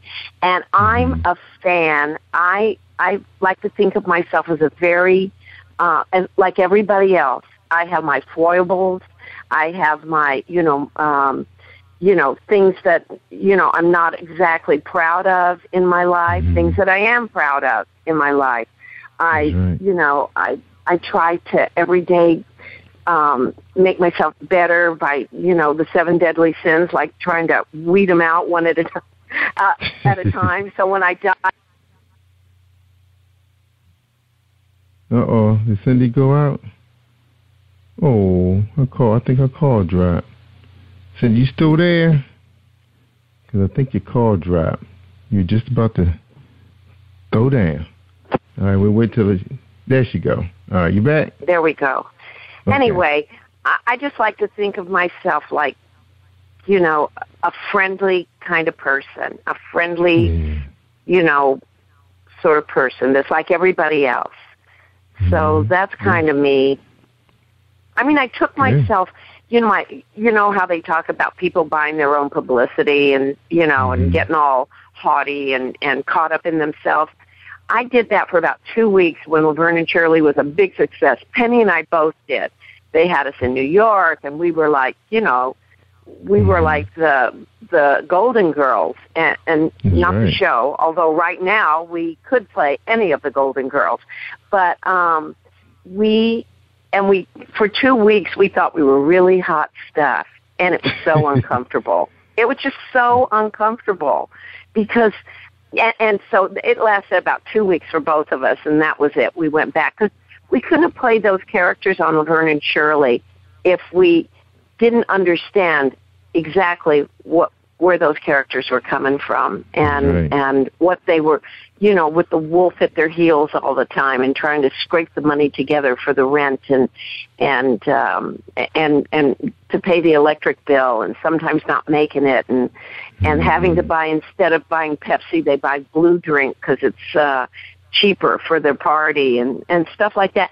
And it just hits a note with everybody, and especially us, me and Penny. We really, so I really identify with, like, and I wouldn't call it like there's nothing common about it. I just identify with everyone that struggles in a fun way. Right. You've got to look at it. You've got to look at it with humor. If you have struggle in your life, you have to look at it with humor, and that's what Laverne and Shirley did. And and the joke was always on us. And anyway, Jerry, that's a long way around your question, an answer to your question. I'm sorry. Answer. All right, now people can always look you up on the internet and find out other things, but what they really want to know is, tell us a little bit about your childhood. What was it like growing up being Cindy Williams before the fame? What was it like? Where were you? Where were you from? What were your classmates like? Well, I was born in the San Fernando Valley, and then when I was 1, we moved to Texas. So I grew up, basically, my childhood was in Dallas.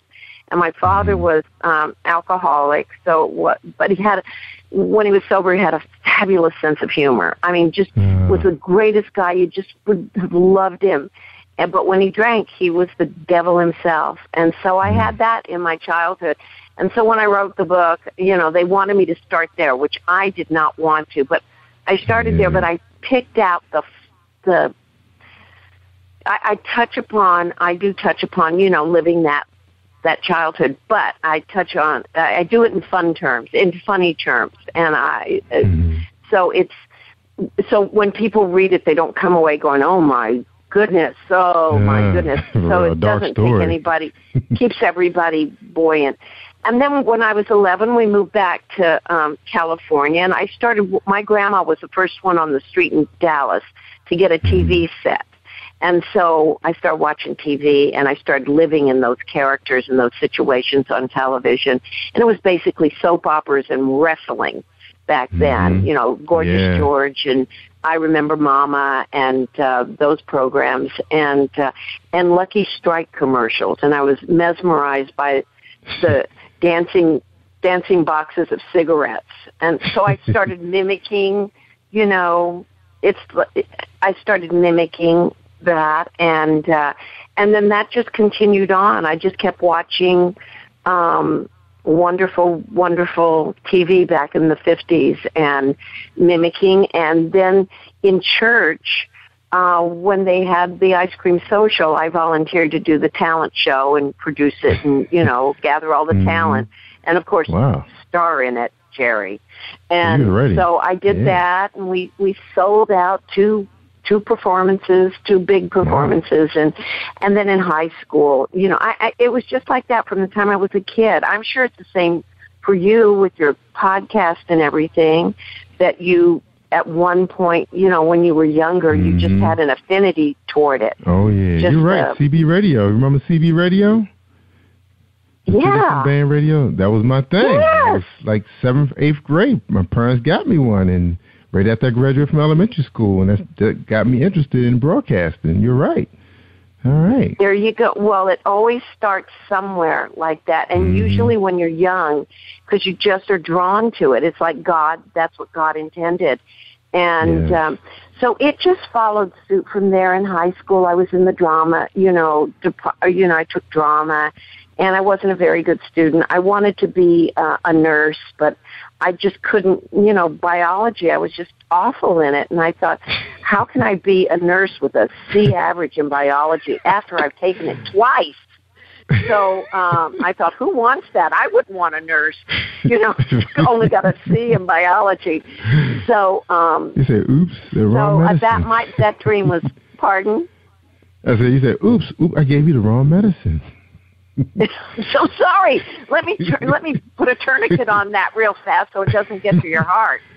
Yeah, and that would have been me. And I'm dyslexic and among a bunch of other things. So I just wasn't suited for that. But I'm sure that I'll go back to you again. I'm sure that you thought when you were in junior high and had your CB, I'm sure you thought, this is dramatic, and this is mysterious, and this is adventurous, and how does my voice sound traveling out there? And I used to think about, as being I wanted to be an ER nurse. I thought, oh, it's so dramatic, flying through those double doors and hearing over the speaker, Nurse Williams wanted an emergency, and that's how, and that's how things begin for kids, and they dream them first. And but I didn't dare dream that I would ever make money on it. My parents were terrified. My mother especially. She said, learn to type faster, become a secretary. And I thought, I'll never type faster. I type 32 words a minute with 3 mistakes. Nobody's going to hire me there either. I couldn't have even typed up my nurse's notes at the end of the night if I'd become a nurse. So it was just by hook or crook. So I went to the theater arts department at City College, and at Los Angeles City College, which is a brilliant, it has a brilliant theater arts program. And I learned more stage work, which is my first love.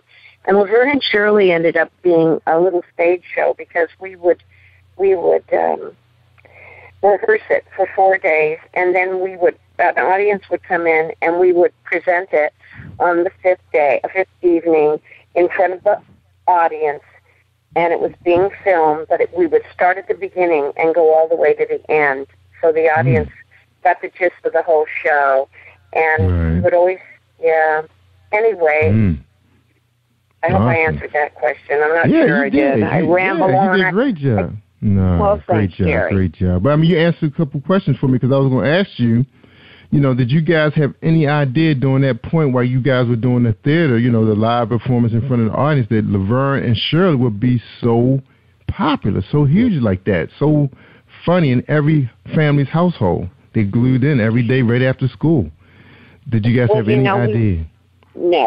No, we went on. We were writers. I wrote about this in the book.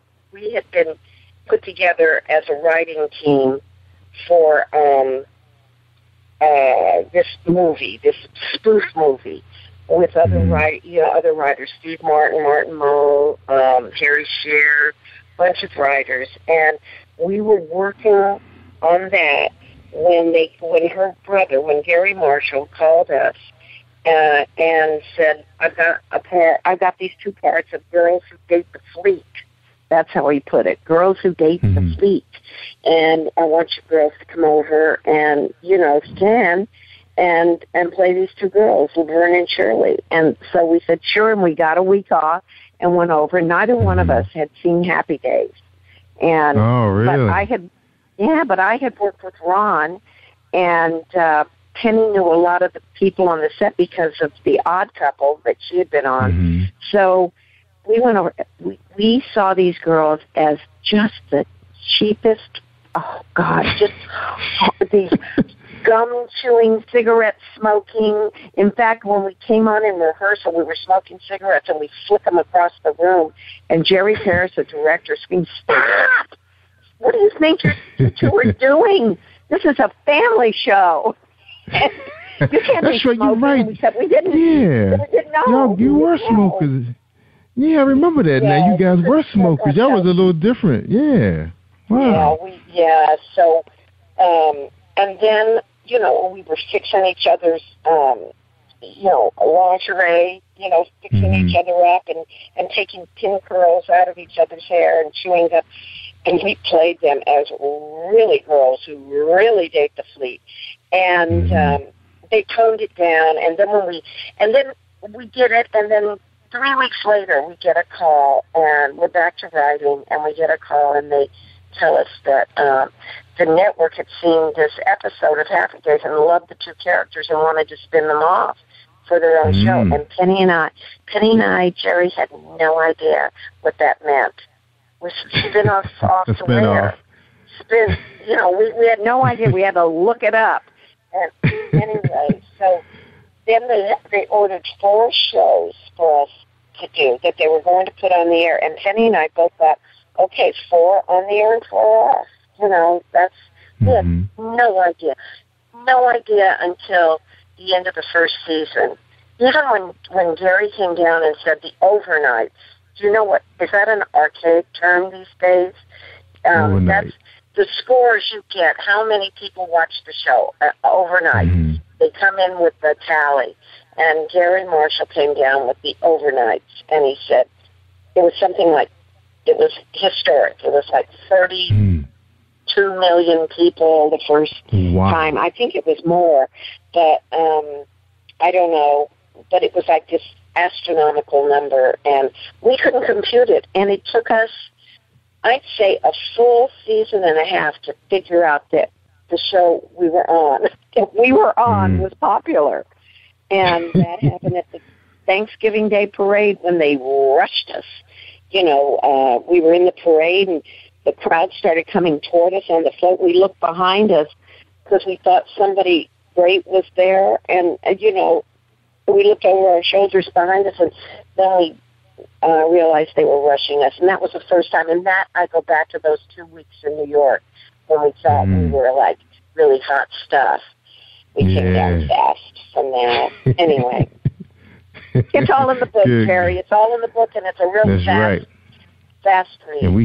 And we can't wait to read it. Now, we're going to take a quick break, Cindy, and then we're going to come back, and we're going to finish talking about you, the book, how you marketing, do you understand social media, all that good stuff, okay? So we're going to take a quick break. We're going to listen to a song from a recent guest we had, Kimberly. Everybody just loved to sing on this Dude Out Real Soon. So this song is called I Want to Be Yours. All right, Kimberly.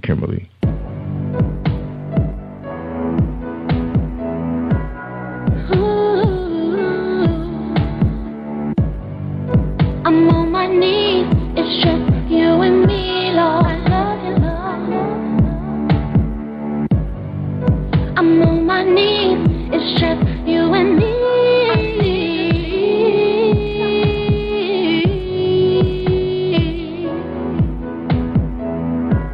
I love you, Lord. I'm on my knees, trying to get through, Lord.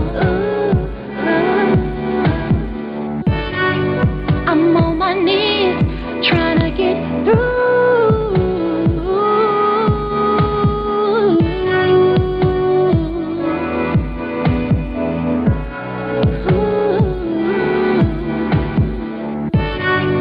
I wanna be, I got to be yours, Lord. I wanna be, I got to be yours.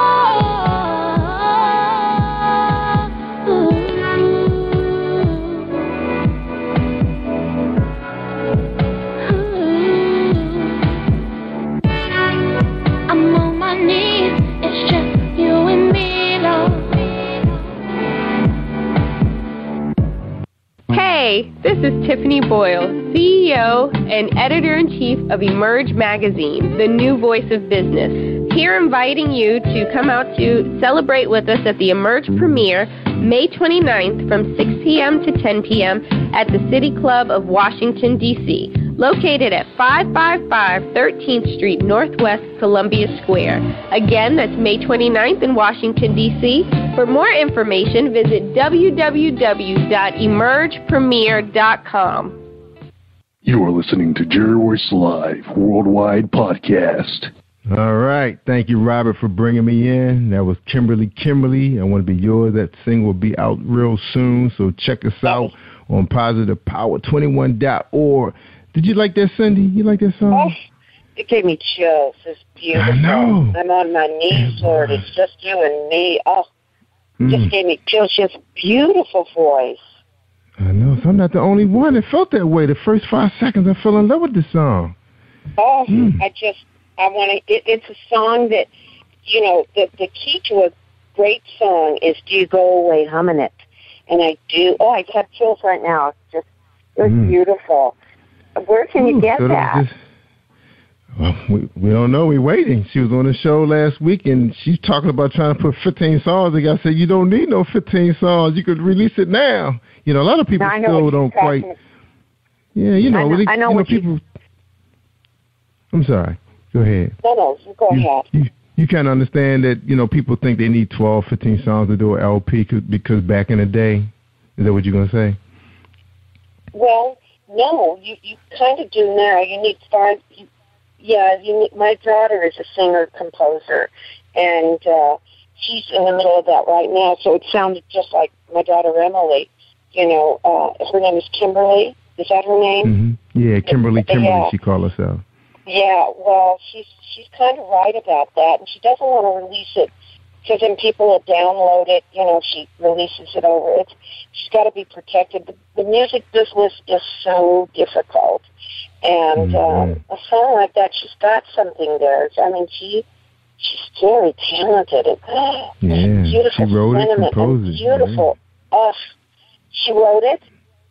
Yeah, she composed the music, sat down with some musicians, and, you know, was kind of like humming it out what she wanted them to play. And she has another song that's similar to that, too, that's really, really nice. So we just can't. I mean, people are asking me at work, I heard the show, where's the song at? And I said, she didn't release it yet. She's just going on shows talking about it.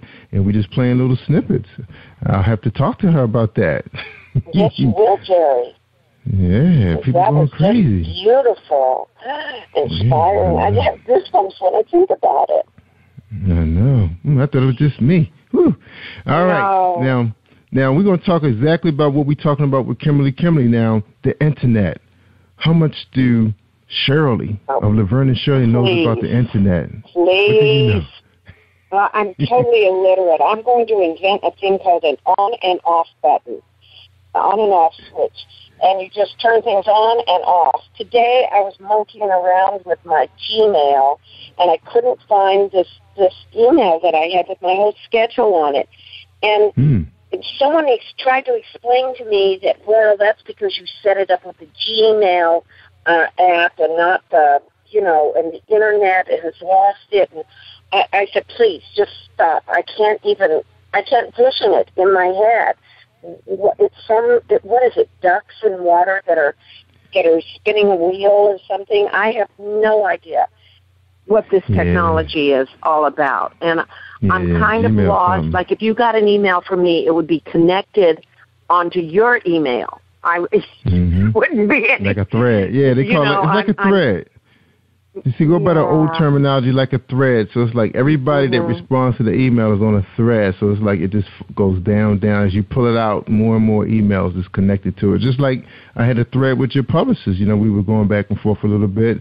And the hard thing about Gmail, it doesn't really operate like email and Outlook, like Microsoft Outlook. If you have that set up on your computer, like at work, you have to kind of Google the person's name or search their name, and then everything comes up. So that's pretty much how I locate my emails. I just type my own name, and then the most recent stuff will come up. So you may have to do that technique. Yeah. I may have to. Cool. That's what they were trying to explain to me today. But you can't, Yeah, Gmail is tricky. It's not easy. I know what you're going through with Gmail. Luckily, I have my sons around, my daughter. Now, tell us about are your children, do you have children or just the one child? Because you mentioned your daughter. I have a daughter and a son, yes. Oh, good for you. Good for you. So do they help you out with the smartphone and the computer? They try, but then they go, Mom, because I can't catch on fast enough. Mom, come on. Let me show you. My daughter did show me. I'm very good at texting, especially with Siri. And I can attach a photograph now. I know how to do that. Good. But I don't know how to attach things to Facebook. I set up this Facebook page. It was great the first 2 days. I had, I was really busy on it. I was having so much fun. Then I had to come and do this play that I'm in, this musical, and I just don't have time to see to it. And those old pictures that are up, I'm kind of embarrassed that I even started, because people must think, what a doofus, she puts this up and promises all these things, you know. See you tomorrow, everybody. There is no tomorrow. I can't even access it, Jerry, to tell you the truth. I don't know how to access it on my iPad. You gotta have the app. You gotta hit that app. Yeah, Facebook app. I thought the app was here, but I don't see it. Yeah, you gotta move it around. It probably moved around. Yeah, you gotta get used to using the desktop. You know, I started out when computers. You know, you had to actually type out the whole command. They call that DOS. So I was actually in the IT for a little while for a publishing company, and I mean, and the guys used to try to sabotage one another by trying to seem like try to make themselves seem like they're the best technician in the computer room, you know, with the manager, because he used this pie system to determine who get the highest raise. So you had to make the next guy and the next guy look bad. So everybody would write their own macro. So you couldn't access certain things on the computer because you didn't know it or you couldn't memorize it. So when Bill Gates came out with Windows, I was like, yes. So you can't hide anything from me now because it's all on the desktop now, right? Oh, so that was a good thing. Yeah. And so, to get in, I thought it was to get into to go from, I know, it's just a press this and then that if you want that, and I can't remember it all. But Windows does help. Yeah, the best way to remember how to use your computer is to fall in love with a game. Find a game app that you like and play that, and before you know, that's like a teacher. That's like an aid, you know, one of those tools that get you familiar with, you know, sliding your finger across and, you know. Right. So that's the best way to do it. Start out playing. Most people start out by playing solitary. The next thing you know, they can operate it. Yeah, yes, I've find seen a favorite game. Lots of people. Well, I tried to put up slot machines, but then they wanted me to pay actual money. And I said, no, I won't be doing that. yeah, leave that one alone. That would be dangerous, Jerry. Yeah, they'll take all your money. You'd be addicted, and it's all going overseas somewhere, and you don't even know where it's going. All right. To help build China. That's right. Build somebody's island. Somebody. All right, well, this was I think you kind of touched on this a little bit early, and we want to ask you about the process. You know, was it a difficult process? Was it hard to decide which stories you want to include in your book, you know, to keep it engaging? Well, it was difficult for me because I had like this cataract surgery and right before I started, and I thought, they said, you'll heal in a week. And instead, it was 3 months later. My eyes just closed because I got this terrible case of, you don't want to know, dry eyes. Anyway, but the point is I couldn't open my eyes, so I couldn't write. And it was just, so I lost 3 months. So I wrote the book basically in 3 months. But yes, I gnashed my teeth, wrung my hands, thought I was having a nervous breakdown. And especially, you know, when you write or you journal anything, you go through, and I'm not a journaler, but it's sort of cathartic because they wanted something about my childhood, so I started there. I don't really start the book there. I started in the middle and I go back. But just to go through all that it's a mental challenge. It's an emotional challenge, and I'm glad I did it. And I stuck to my guns, and I'm a very bad organizer, though. If I were going to give anybody advice about writing a book, make sure you map it out and put it on a wall, you know, or a big board on little 3x4 cards. You know, this chapter is about high school, and this chapter, and then you can move them around in the order you want. And but I had to learn that, and I learned it the hard way. And the way I wrote was not on the computer, as you might guess, Jerry. It was pen to paper. Oh, well, some people do that because I get a lot of people who were just released from prison that are now, you know, published authors, and they didn't have the opportunity to type their stories up on computers. They had to use whatever paper and little pencils they would give them. So you know, you're not the only person out there doing it. Yeah, some of them are bestsellers right now on Amazon. And speaking of Amazon, now your book is on Amazon. People can get the book. Now, is the book available right now? Because I know sometimes people do pre-orders. Is it available right now? Yes, it is. It's available right now. They're going to do a big thing at Amazon in the middle of the month. I don't even know what it means. It's something with the front of the store, and they put your book on a table. Everybody vies for that position, I guess. But anyway, they picked me, so I'm very happy about that. I have no idea where to get the book. The publisher sent me some, and that's all I know. And I'm in Michigan right now, and they're back home in Southern California in a box. And but I don't know if you could walk into a bookstore right now. I think you can go into. They should have them at Barnes and Noble. Not right, they will be Barnes there. And Noble that's doing that. So right, I don't know how online. you kids get books these days. You get them online, you read them on a little thing. You have digital downloads. You can actually order the hard copies to your house also, and Amazon will if Amazon is printing them for you, they can order them through them or through your distributor. So that's probably what's going to happen. Yes, that's awesome. Now everybody's going to be so amazed, because we haven't heard your name in a long time. I remember seeing Penny Marshall. She was doing quite a bit with the directing, and you saw her little director's hat, doing great work. Where were you doing that time? After of course your show was still running, but what was Shirley doing? Well, where was she? I had started my family, and I just sort of stuck to that. I did produce Father of the Bride, and I talk about that in the book. What else have I done? And I've done a lot of theater, which I love doing, and that's just sort of where it's fallen, where my career has taken me, and I love it. And that's what I'm doing right now with Eddie Mecca, who was Carmine on the Vernon Shirley. We've worked in a few plays and musicals together. Oh, wow. In New York? So you're doing that in New York?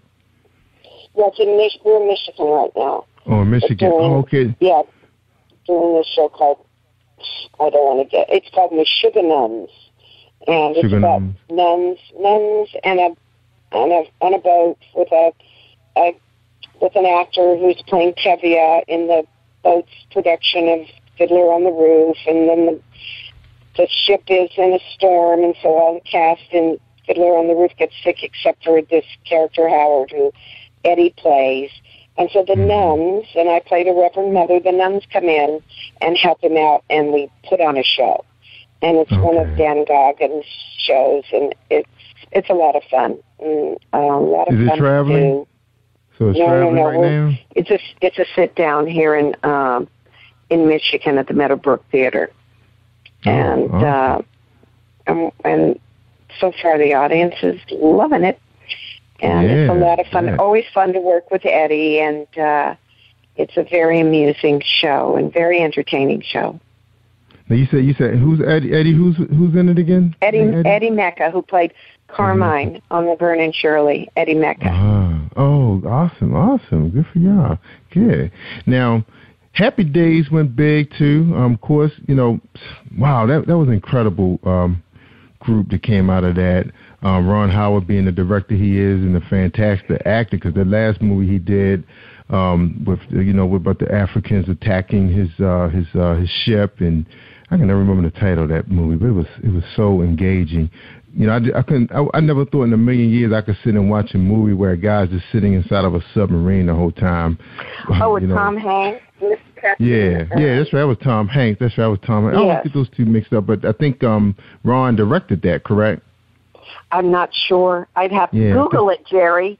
Yeah, Google it right now. But I believe he did direct that. But that was awesome. Now, Shirley, she decided to go start her family, because that's everybody's American dream, to have that family. Yep. I know you're proud of your kid. Now, you mentioned your daughter's getting into music. Is she going professional? Yes.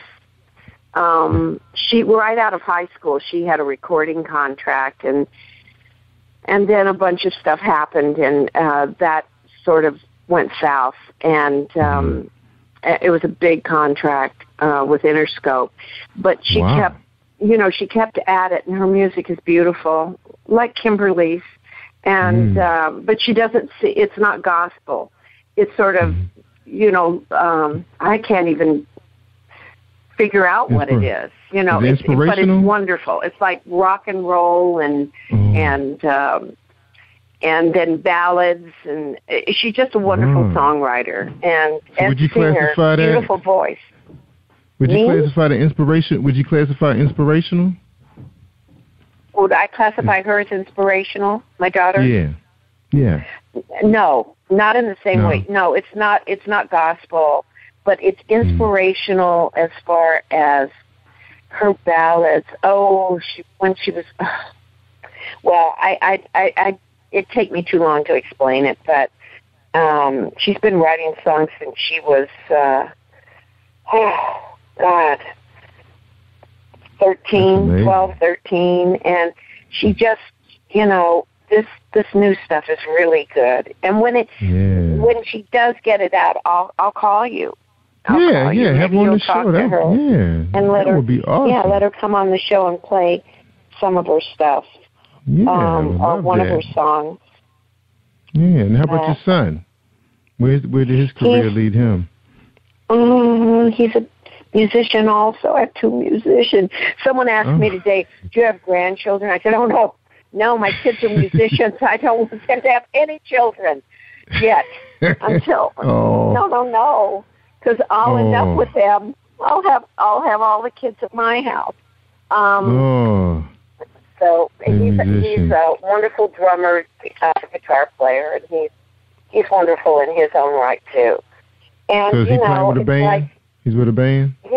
he has. He's toured with a band. God, I can't even remember what the name. Blue Jungle, but you know, some LA band, and they won the band that he. Oh gosh, I can't remember because he's so secretive, and he never invites me to these things. But they won the Battle of the Bands. They were the number 1 band in L.A. or in the West Coast. I don't even know. He didn't even tell me. It's like one year he won the big Halloween contest with his... Anyway, I don't want to go into that. It's like a family joke. But Zach gets all these little awards, and he collects them all, and then he tells you 10 months later that he's accomplished that. But they're both wonderful people, and I love them. And the major thing for me is that I always check in with them and make sure that they're saying their prayers and they're close to God. And I don't care what they do in this world as long as they stay close to God. That's right. Amen. Now are you promoting a book in Barnes and Noble, wherever you can find a bookstore? 'Cause I know a lot of bookstores are closing up, in some of your your malls and everything. Do you see yourself doing coffee shops or whatever? I mean, what's the plans? Washington D.C. I'm going to do drive-throughs, Jerry. I'm going to do Wendy's drive-throughs or Jack in the Box drive-throughs or McDonald's. I'm going to just do drive-throughs. Is Jack in the Box still around?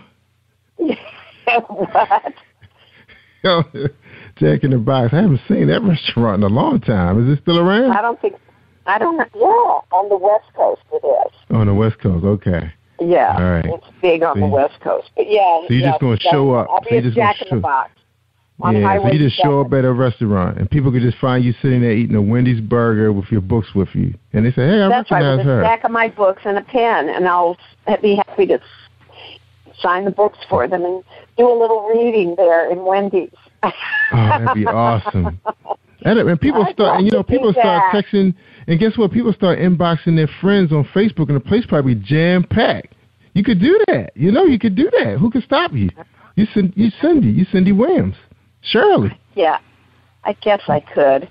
You could do that. I don't know, Jerry. I don't know.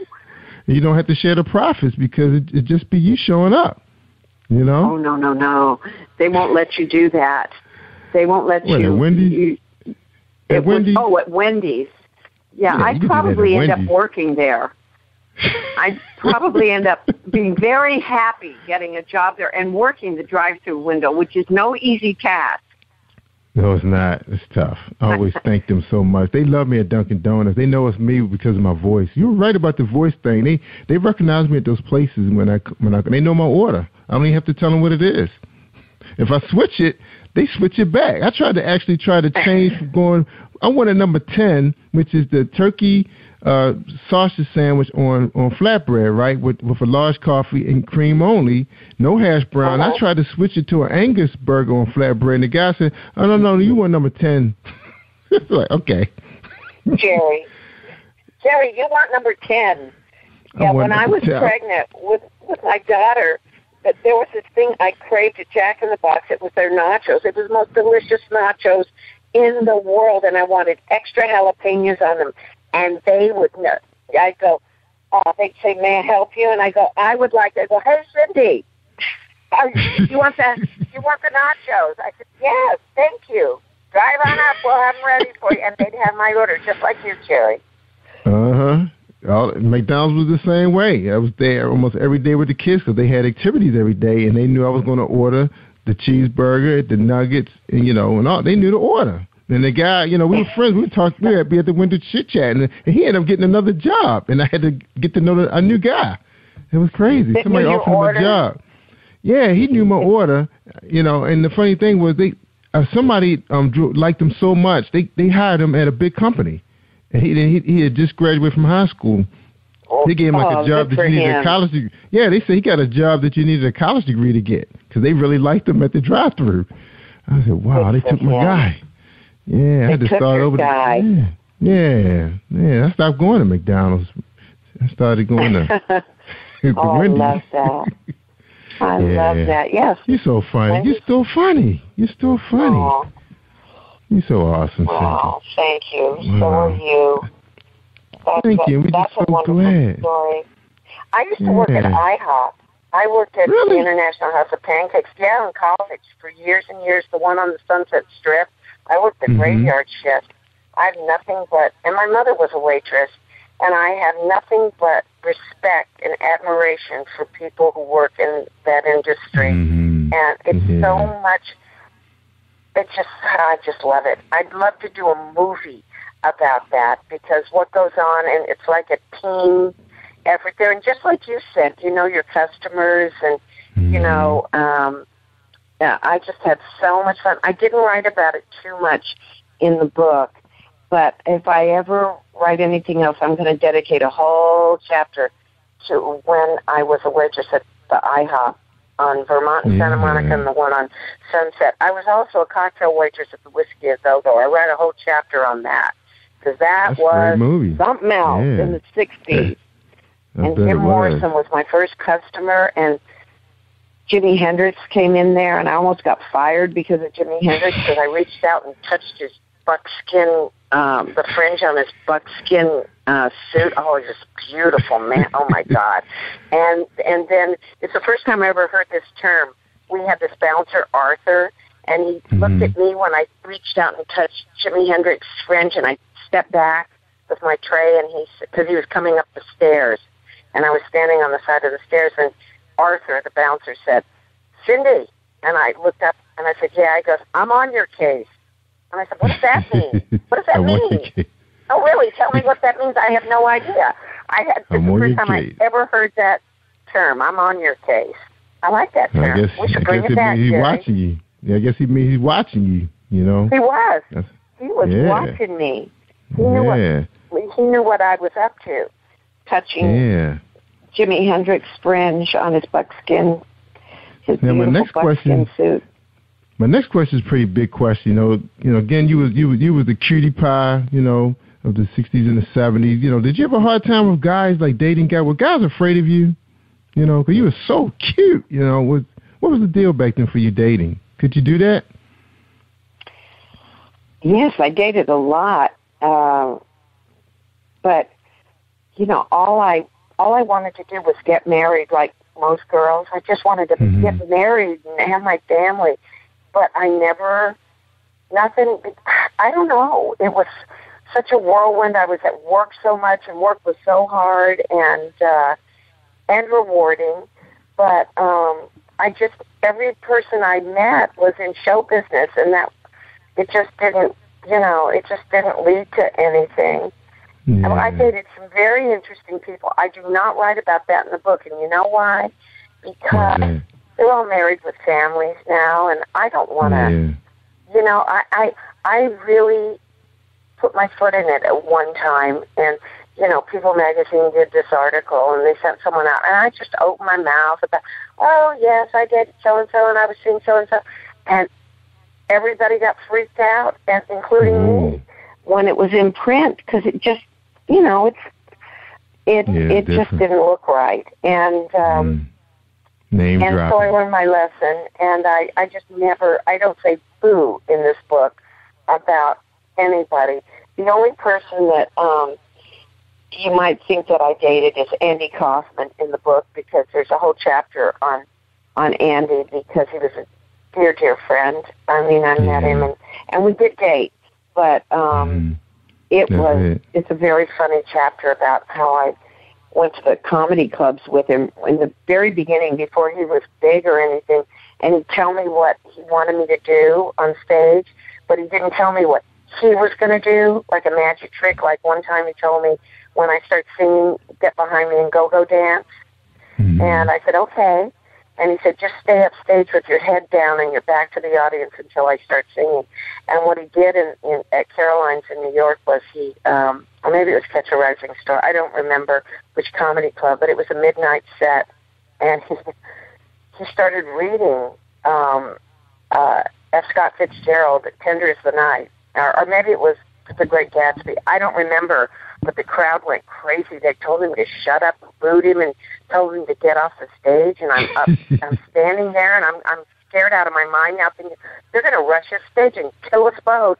And he said, and so then he says, oh, you don't like literature, huh? And they go, you better get off the stage. And well, maybe you want something else, like entertainment. They go, yeah, we want entertainment. And he goes, well, maybe you want me to sing for you. And they go, yeah, sing for us. And that was my cue. And so I come downstage and I stand behind him, and he goes, okay, I'll sing. He slams the book shut and he proceeds to sing Oklahoma. You know that song, Oklahoma, when the wind comes traveling. And I go dance behind him, and their mouths, their jaws dropped. Loved it. So did mine, except I was dancing. You know, I was doing the jerk and the hitchhike and the swim and everything. And I couldn't believe he did that. But it was so much fun. It was so much fun. He was so mirthful. That's right. That's what it's all about. Yeah. And speaking of your fans, now, when people know, you got the book out now, what are people saying? When are they so relieved that you're doing well, and they just so happy for you? That's what you're getting back from fans? Yes, because the fans of Laverne and Shirley are the most loving, fun-filled, wonderful human beings.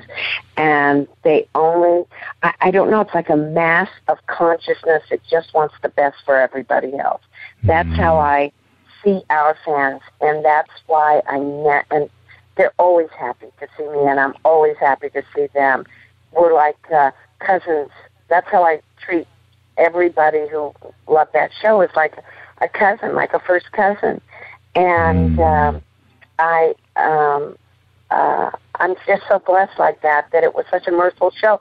And that's why I wrote a happy book, a book that'll make people happy when they read it. And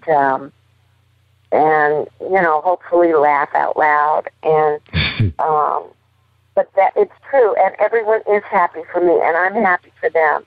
And it's it feels so good, doesn't it, when you're happy for somebody else's success, truly happy for them, because you share it with them.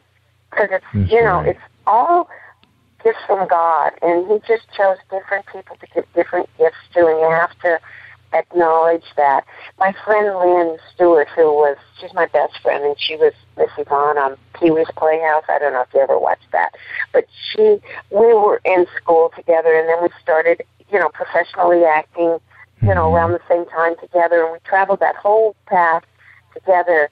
And when she'd get a job and I wouldn't, or I'd get a job and she wouldn't, we called it our emotion, our feelings, we called happity. Because you were happy. I would be happy for Lynn and get to pity myself a little bit. But I have to be happy for Lynn. and she would do the same for me. And you practice that, and then there's no jealousy, no envy. Right.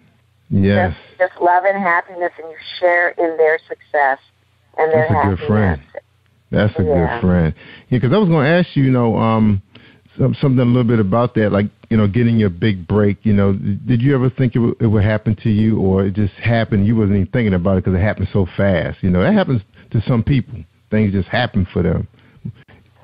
It was like lightning in a bottle. I didn't know what I was going to do when I left college. I just had youth and enthusiasm, and I've been taught theater, taught stage, and I was full of confidence, and I was happy in my waitressing job, and I just said to myself, I'll be in the right place at the right time someday, and it'll all happen. And it did. It happened like that, Jerry. And it was, and there's a lot of praying going on, believe me. And just like Kimberly's song, it's just, I'm on my knees, it's just you and me. And there was a lot of that. But I always felt good, and I always felt blessed, even when I had nothing. I remember one time I should have written this in the book.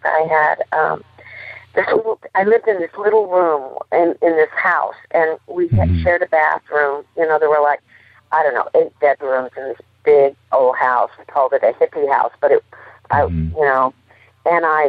and this is when I was waiting tables, and I had this tinfoil that somebody had given me a piece of chocolate in, and the tinfoil was on this dresser. I had this tiny little room, but there was a window, and when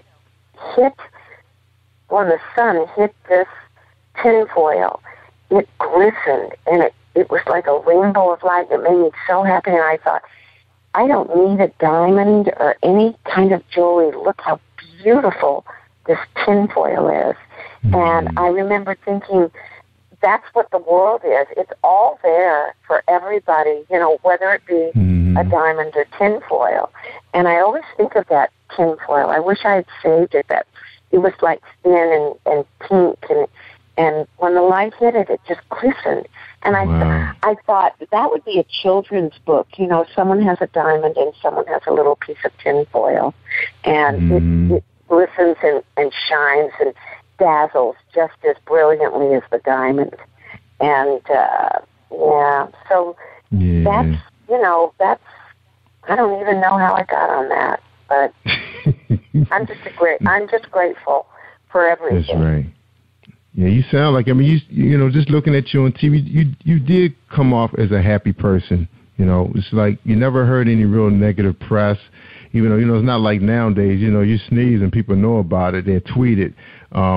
You guys were awesome coming into our households, gave young ladies an opportunity to see what it's like to, how to carry yourself, working girls, doing your thing. And, of course, Happy Days was the show for the guys because of the Fonz.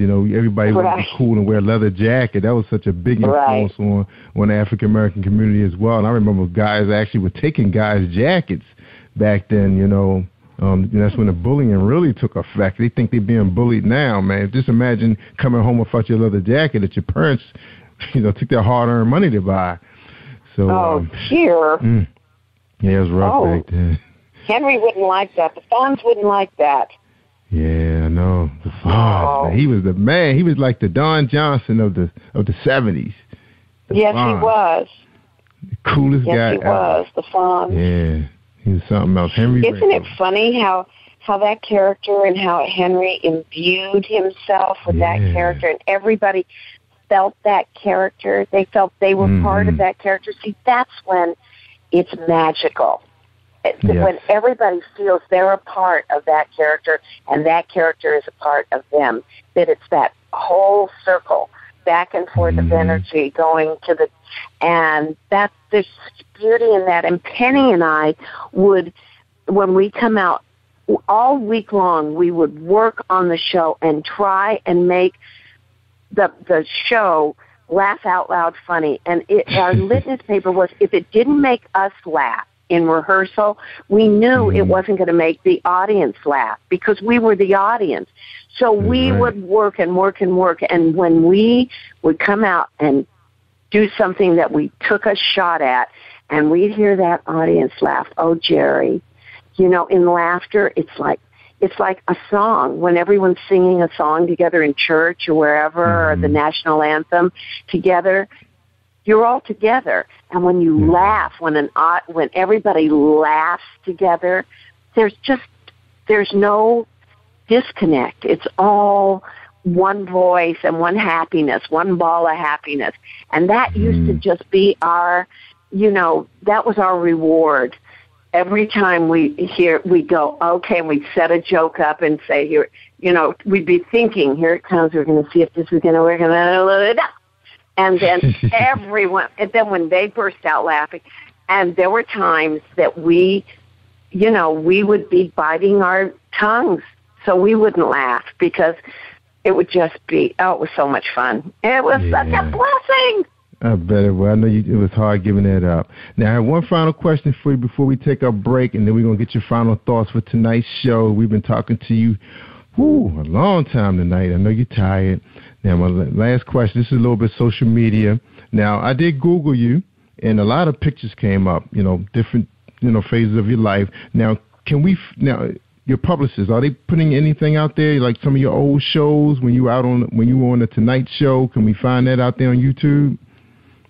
You can't find it because they're all kinescope, and they lost them. That's what Johnny Carson said. And I don't know. I tried because I have a chapter in the book, again, about doing the Tonight Show and how terrifying it was. And I don't like doing talk shows, but I have to do them. But I wanted to go back and research this one that I did with the amazing Kreskin. And I couldn't find it anywhere. I couldn't get any of the old Johnny Carson shows up. But and I don't know why that is. Maybe it's because they're selling them. But Laverne and Shirley's coming on MeTV this summer, and they got us to.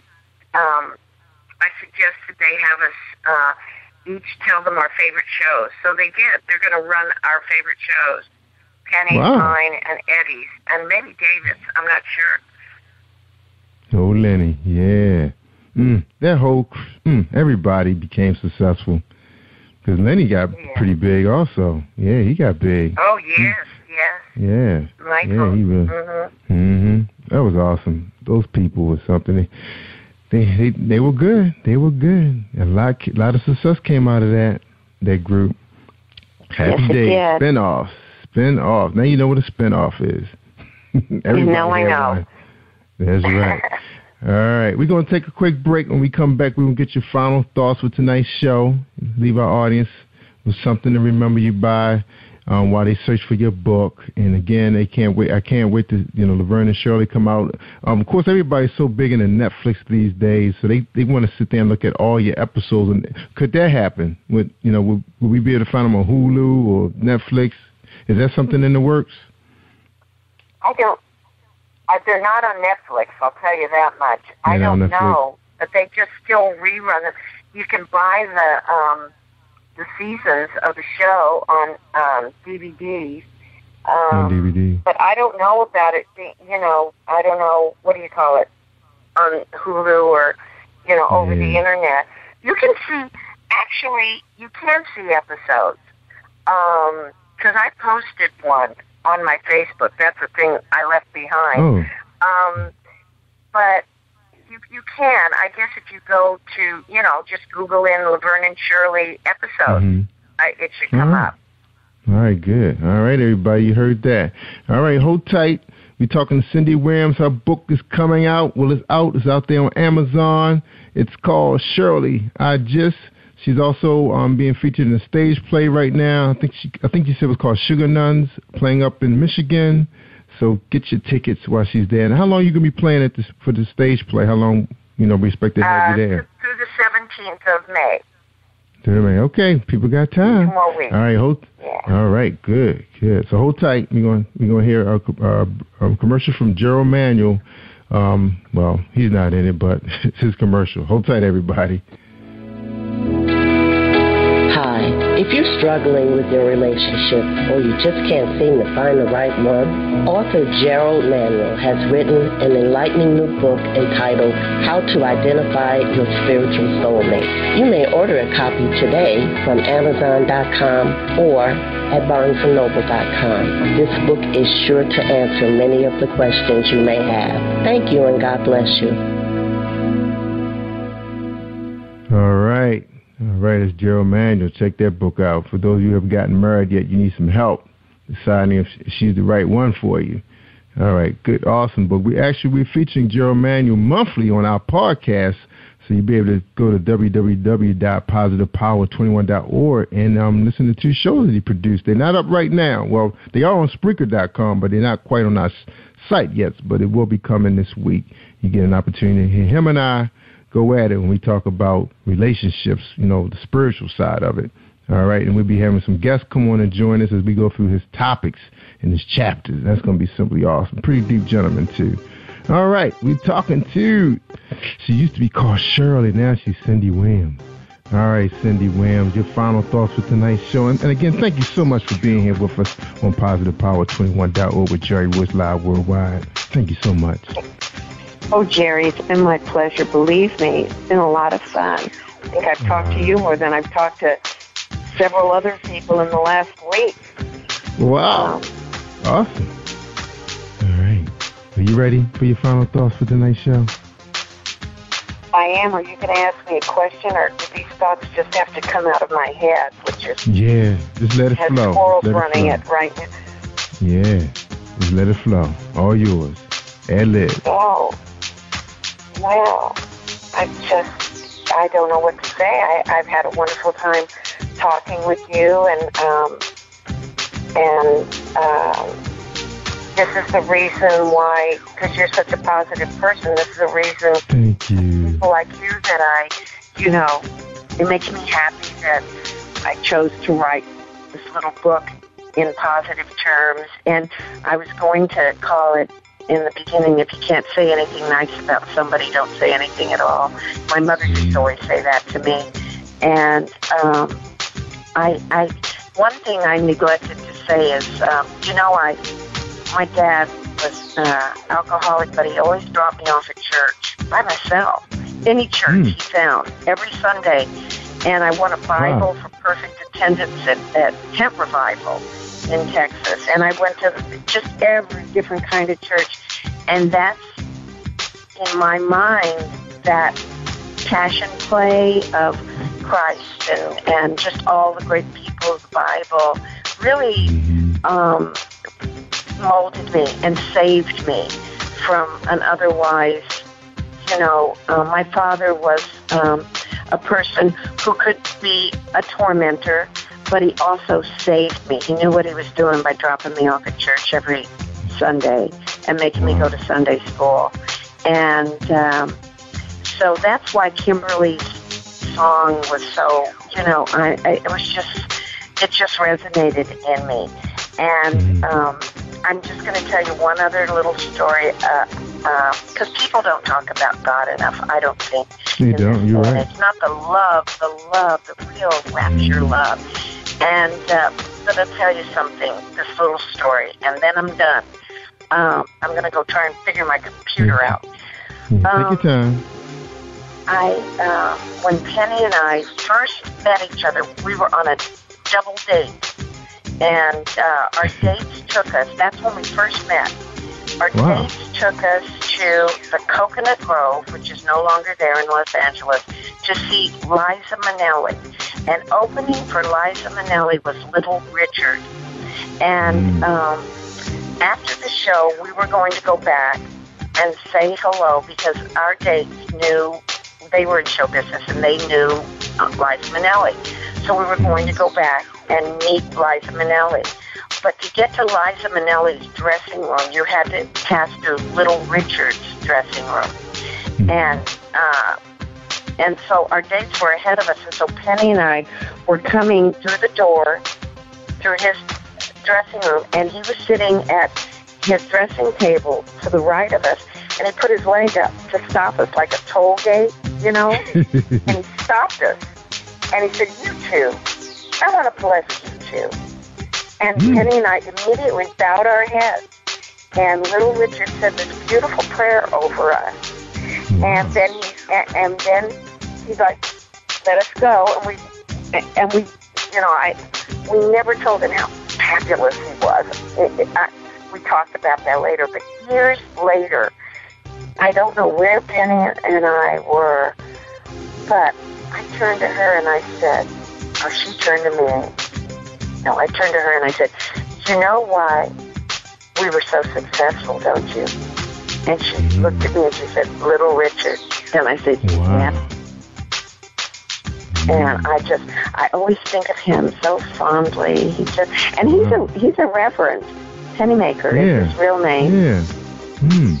The Reverend Pennymaker. But it was as dynamic as he is as a performer. That's how dynamic that prayer was, Jerry. And I just always found that so marvelous. But then he said that prayer. Look him up. He goes, you too. I want to bless you too. And he said that beautiful prayer over us. Anyway, I thought that was an interesting, lovely little story. And that was awesome. Love that story. Yeah. God first. God first, always. Always God first, above everything. That's right. And he's the go-to, no matter what. And he will always answer your prayers, always, in one fashion or another. If you're really talking to him, if you're really, like Kimberly said, you and me, I'm on my knees. And you don't have to be on your knees, but it helps. Couldn't wait. Yeah. But you can talk to him anywhere, anytime. I wish if the whole world knew that, you know, and believed that, or knew that, then it would be we'd be back to Eden, you know. It'd be such a beautiful, beautiful place. But it's broken into such factions that sometimes, you know, sometimes you get weak and you know, anger shows its ugly head and all the, you know, we have a song in this show that I'm doing about the 7 deadly sins, and it's like I can count them off, the ones that, you know, I'm guilty over here, except for murder, but, you know, so, but if you think about it, if God created everyone in his image, he must have a fantastic sense of humor, and he must be able to sing like nobody's business. And if you think of everybody's gift that they have in the world, and you think God created us in his image, then we have a little bit of that he is. And so imagine his sense of humor, Jerry. Yeah. Laughter all and the time. You have to apply to that also when you're praying or you're talking with him. Anyway, that's about it for this old gal. Awesome show. Now, I have to reveal one other thing too. You know, I got a little bucket list too, so I can check your name off now. So I had Bunny DeBarge, if you remember her, Elder Bar's sister. I had a question on her. I had Bernadette Standis a couple of years in our first Tribe podcast, and I had her on here from Good Times. And then I had the great and awesome Cindy Williams. All right. Oh, Jerry. Jerry, you're so sweet and kind. Thank you. What a compliment. This whole show has been a compliment. Thank you. You're so wonderful. Thank you. I hope you get a gazillion listeners. Yeah, that's right. We can use them to help our sponsors out. That's right. But the main thing is we sharing information that can help someone who's aspiring to be an actor or actress. And you talked about your children being in music. Everybody's aspiring to be a musician or a singer. So, you know, that was good things to hear. You know, your family's involved heavily with the arts. That is awesome. Awesome. Yes. You're supporting them. That's the main thing. You're supporting them no matter what. So you want grandchildren, right? Later on, as soon as they're able to support them themselves. Yes, I do. You will get them. Oh, good for you. And we're so happy about you. And we're so proud of you. We're glad you're back among us. You know, this book, I can't wait to read it. I'm looking forward to it. And good luck with the play. And we hope that they have an opportunity to record that so the world can see it on Netflix or someplace. So that, bring that up. Maybe that'd be a way for everybody, to see you at work again. That's really popular right now. Maybe they can figure out that on and off switch and send it out there into the netherworld of what you guys know to be the internet. That's right. Awesome. All right, Cindy, we're going to get out of here. Cindy Rams, a.k.a. Shirley. And by the way, what was Shirley's last name on that show? I remember was it an Italian name? Feeney. It was Irish. Feeney. Shirley Feeney. That's right, it was Feeney. That's right, it was Shirley Feeney. How did I forget that? Man, my mind's getting a little better since I'm off my diabetes medication's a lot better now. Good for you. Yeah, that lost 20 So you got pounds. your diet under control? Oh, yeah. Is that how you did it? Yeah, a lot of fruits and vegetables. No more driving through that McDonald's, Jerry. No McDonald's. They don't see the kids don't even like McDonald's anymore. That was a good thing. They like Chick-fil-A. Chick-fil-A, is that what it's called? Chick-fil-A. That's what they like. Chick-fil-A, yeah. Yeah, that's their spot. All right, we're going to get out of here, and you hold tight for a second while I sign everybody off. All right? All right, Jerry Royce. Now, Jerry Cindy, Royce Live. That's right, Jerry Royce Live. Look, see, I tell them all the time, they want to hear the good stuff, the real good stuff. They got to tune in to Jerry Royce Live worldwide on PositivePower21.org because they get a chance to hear shows like this, hear an opportunity to hear how well you're still doing. That is awesome. God is good. And the way you talked about God and how the music, Kimberly's music, really gave you that feeling, filled you. And that's what it's all about, sharing one's arts. And that's what it's all about. Yes, now, Jerry. I don't sing, and I do a little dancing. But it was just so awesome just to have this talk show, to have you on here. And I just thank God for that. Thank you, Lord. Thank you. Amen to that, Jerry. And right back at you. All right, y'all. I'm Jerry Royce Live. I'm worldwide. Thank you for tuning in to Jerry Royce Live on PositivePower21.org and Spreaker.com/PositivePower21. This is a Royce Enterprises production. And don't forget about replay on Facebook.com/Jerry Royce Live.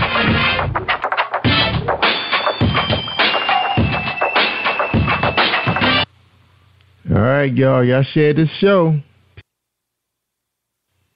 You are listening to Jerry Royce Live Worldwide Podcast.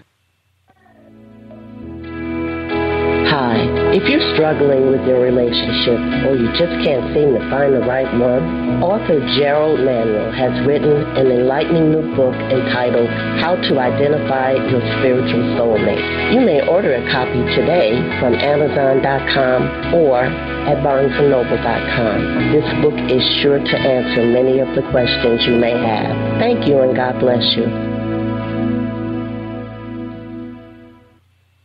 And this is Beverly Fells Jones on Jerry Royce Live Worldwide Podcast.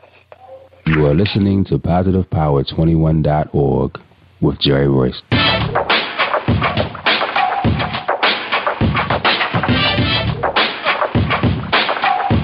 What up? It's your boy Kano Kingston. Hi, this is Angel Sessions. Hey, this is Scott. Hi, I'm Teresa Powell. Hi, Jerry. This is Ira Sandro Carter. Hi, this is Bill Powers. Hello, this is Teresa Bobby with Jerry Royce Live. Hi, I'm Philip Barron. I'm live on the Jerry Royce Show. Hey, what it do? It's your boy Houston Saint. Peace, this is Dahlia the poet, spoken word artist. Hello, this is Lamar Marquise with Jerry Royce Live. All right, everyone. You got Robin Lynn, and I'm keeping it live right now on Jerry Royce Live. Hey, what's going on, everybody? What's up? This is a award-winning podcast with the greatest podcast on earth. Thank you for stopping by. I'm your host, Jerry Royce Live Worldwide on Internet Radio, where you get your positive on. So when it's all positive, it's all power. That's positive power. This is a worldwide podcast for growth, wealth, and success. Thank you.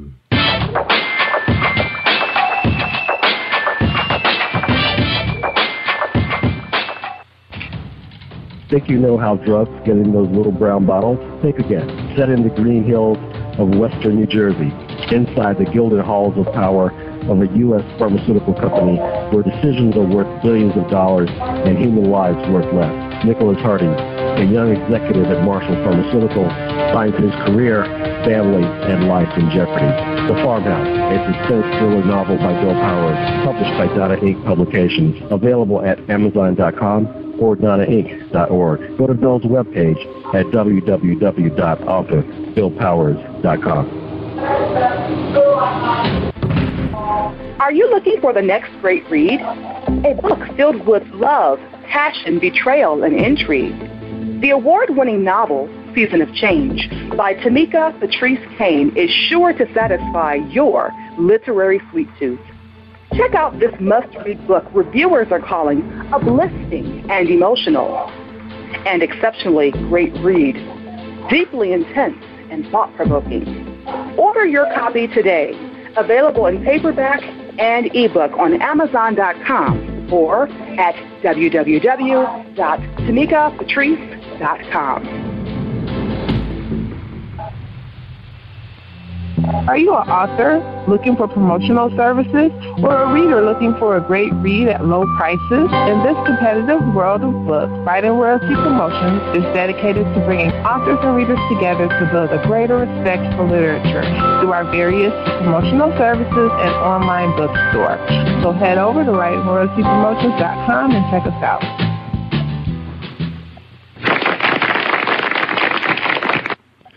Thank you, everybody. Thank you for joining us and welcome to PositivePower21.org. I am Jerry, Royce Live Worldwide, and you're listening to episode 341. That's right, 341 with Beverly Fells Jones, and her website is www.commandingyourlife.com. That's right. Okay. Now, before we bring her on, we're going to have a word from our sponsor. That's right, Reese World Publishing. That's right, we appreciate our sponsors.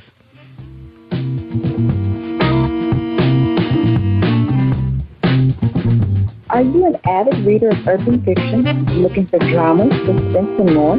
Reese World Publishing is dedicated to bringing the world's best literature to our readers. Urban fiction, erotica, sci-fi, mainstream fiction, and children's literature are just some of the genres produced by our diversified family of authors. You can reach us on Facebook, Twitter, Instagram, and at our website, www.reeseworldpublishing.com. You're listening to episode 341 with Jerry Royce Live Worldwide and author. You're listening to episode 341 with author Beverly Fells Jones. Beverly Fells Jones has had major success within the corporate world and as an entrepreneur. She has written and developed training courses for Fortune 500 companies and facilitates the advancement of individuals by the thousands worldwide. As a life coach, trainer, presenter, and author of 2 successful books, Beverly helps you learn and apply an active meditation technique to your life desires, enabling you to realize real change, mentally and physically. Using a proven process that taps into the alpha and theta brain wave states of mind, you learn how to become the master of your own destiny.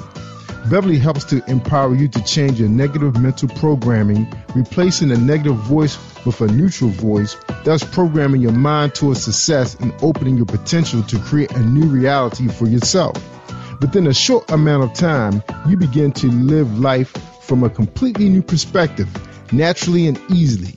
She helps you find and negate self-sabotaging behaviors that keep you from your success. Ms. Jones is a certified hypnotist, certified One Command practitioner and instructor, Theta Healing practitioner, and certified Silver Ultramind ESP instructor, and she holds certifications in a myriad of subject matter.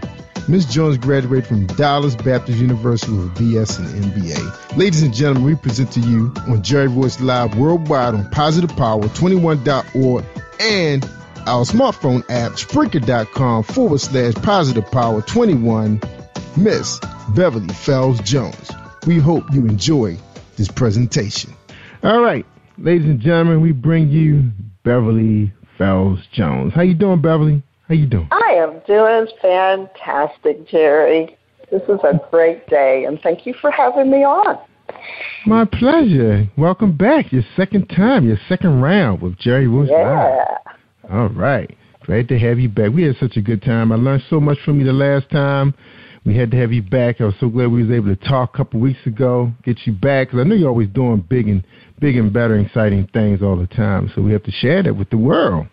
So they know how to, control their actions, and their mind. That's right. Don't let nobody else do it, right? Absolutely. All right. Okay, well, my first question always is, who is Beverly Fells Jones? Oh, well, let's see. You did a good thing on the bio, but, I'm just a woman who enjoys life, who intends to live till she's 125 years old, and some folks go, what? I said, no, because I'm going to be healthy and happy the entire time. And we've got lots of examples out there of people being older. I don't know if you've seen recently, and you probably did, the woman at 78 years old, and she's the oldest champion bodybuilder in the world. Yeah, and black woman at that is doing it, and she's made transformations in her neighborhood. She said she opened up an exercise place and wasn't sure if people were going to come. She had some people who asked her to train, and she said sometimes it's standing room only. So she's working to make the change in the world we want to see. And that's getting us out there and exercising and becoming healthy and taking care of ourselves, because that's really important. It is. That reminds, because when you're a creative person, as you get older, when you find yourself in a better place financially, that you can finance a lot of these great ideas you have. Sometimes your body just can't keep up with it. So a lot of times it's because we're not taking care of ourselves. We love what we love. We love our greens, and we love our pork, and we love our fried foods and salty foods, and I'm guilty of that. Right? So I don't tell people that they've got to stop doing things, but we need to start looking at the amount that we eat, and that we do need more fruits and vegetables in our lives. When Mama said, eat your veggies, there was a reason for doing that. So it's like more fruits and vegetables and less fried foods.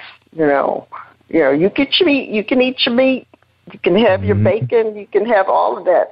But the idea is that we need more fruits and vegetables, we need to drink more water, and we need to exercise more, even if it just means going for a walk twice a day. Yeah, that's right. 15, 30 minutes. I really had to step it up to, I was a lazy bum for a long time. My son, he told me today, I asked him, I said, how long you been going to the gym? He said, I've been going since I was 8 years old. I was like, I'm like 208 pounds, just get down to 206, just doing 15 minutes of walking with a friend at work. And I said, why I can't get below 206? This summer, my son was playing football, so he was really, stepping it up, working out. And, he's 11 now. He's like, super fast, can do all this stuff. And I'm watching all happy, sitting there watching, chugging down lemonade, iced tea, raspberry tea. And then I had my salad on the side along with my fried whatever. And he caught up with me, Beverly. He caught up with me. Yeah, couldn't even think straight. I was like, what is wrong? So went on vacation for a week, came back, felt worse. Okay. Found out, get to work. I told my boss, I said, man, I feel like everything's moving. I'm just off balance. I tripped on a flat floor. So I went to the nurse.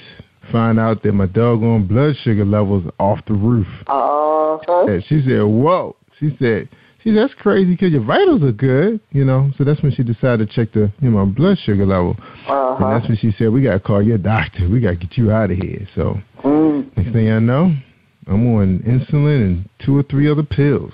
Oh, goodness. So, and she said the good thing she said was, exercise and changing your diet will help. She couldn't give me any names of any people that had helped because she didn't know anybody that was doing it right. And guess what? I came back I came back to see my doctor. I ran out of meds. This was in September. Ran out of meds. Went to go see my doctor in November because she wanted to reevaluate me. Found out she left the practice. Nobody would tell me where she had went. I thought she went back home because she was from India. So I'm talking to a coworker, and she recommends a doctor, good doctor. Just came back, moved here from Long Island. I said, oh, that's awesome. It'd be fun talking to her. You know, my grandmother from the area. I know everybody. She checks me out. She said, wow, check my blood level, come back, and they give me a call, say, you don't have to go back on the medicine. Everything's fine. You're good to go. No diabetes. I was like, what? They said, what you do? I said, well, I walk up 15 flight of steps every day. Because my family from the country of Maryland, the southern part of, they call it Eastern Shore, eastern part of Maryland. All right. And we used to eat tomatoes and cucumbers without being in the salad. I eat it like an apple. So I'll be, taking down tomatoes and cucumbers, and once in a blue moon, I dip it in some vegetable salad dressing. I was really good about not overindulging in the salad dressing just because it's supposed to make your vegetables taste better. But I figured once you leave that sugar alone, everything starts tasting better. Absolutely. Yes, I'm here. I'm 190. Holding tight since November. That's right. Amen. Essence, you got rid of sugar. You eliminated got rid of the sugar in your life. The bread. And the bread, yes. White rice, and white potatoes, French fries. Yeah. Oh. And I look good too. Yeah. I look good now. They think I'm in my 30s now. Hey, that's a good thing, right? Moving around but good. The idea, but the idea is, and I'm going to say this because it's been written, and it is that the diabetes diet keeps you diabetic.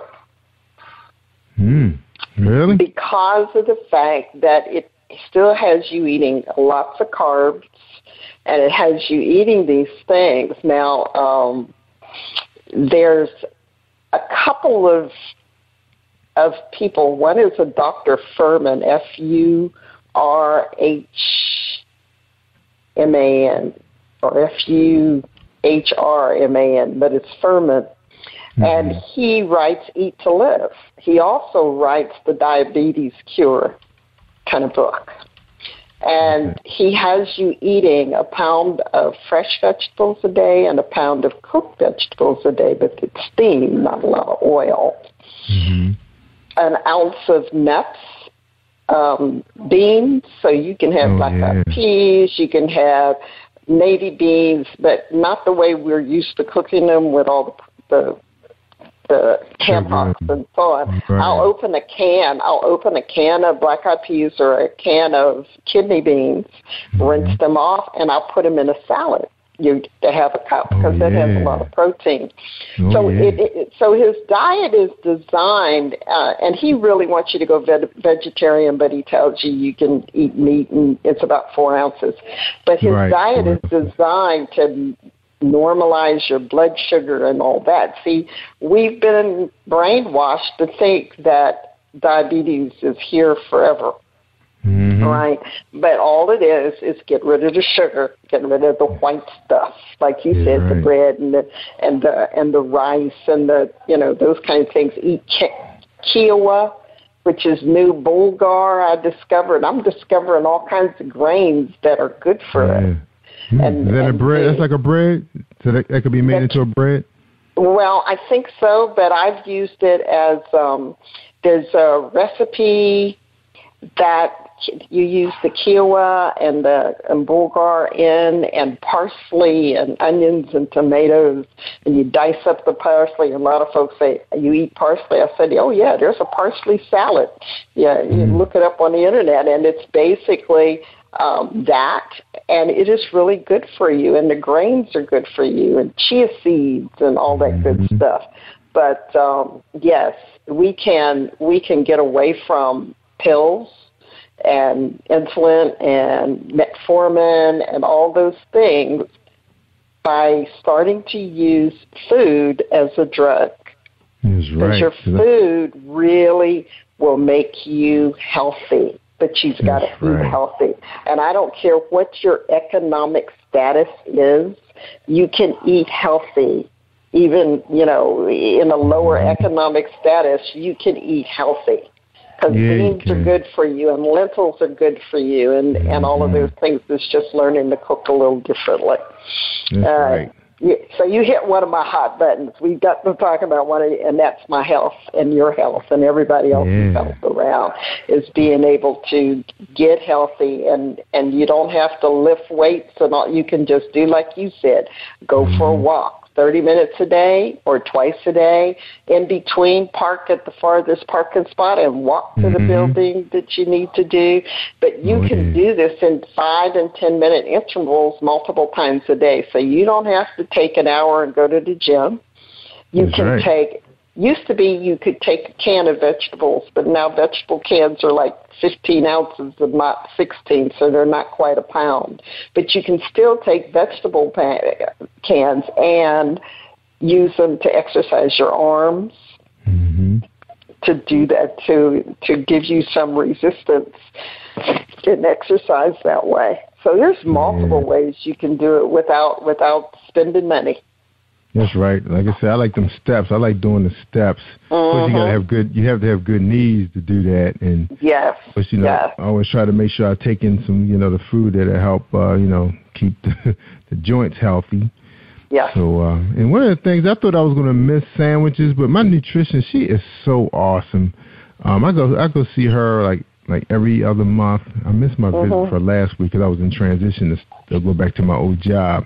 And she told me, you know, it's okay to have sandwiches, but she said don't use bread, or, you know, sometimes some people try to replace it with like pita bread and flat bread. But what I do, I just use the organic romaine lettuce, the little big leaves, and you can stuff it with tuna and sausages and anything you want to stuff it with, and it's so fresh, and it's got water in it, and, you know, that's what I do. I just stuff it, especially I like eating tuna, so I may go buy a tuna and bake it and flavor it with lemon and I love oranges, so I always put oranges on everything.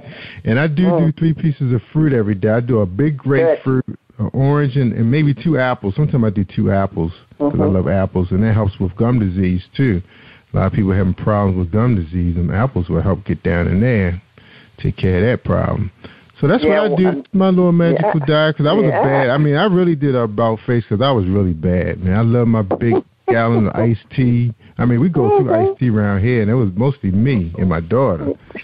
The idea being, one woman told me this, and I said, interesting. They said, if you're taking medicine and you read the warnings or things you shouldn't do, look to see what fruit or vegetable they tell you not to eat.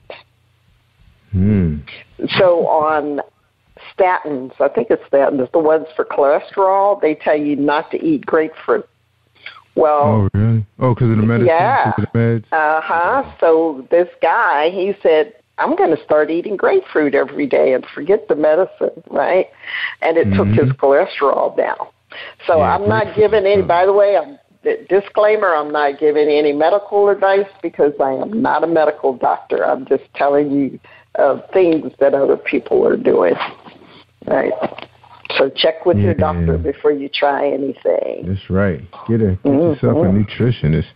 I mean, and I read that same thing for a long time about, you know, be careful. Like, even when I was taking the medication, they did say be careful with the grapefruit. But as soon as I came off those meds, sometimes I eat 2 grapefruits, and they are so delicious this time of the year, especially during the winter months. They're one of the sweetest fruits you can get during the winter months because some of the fruit doesn't taste like anything. Right.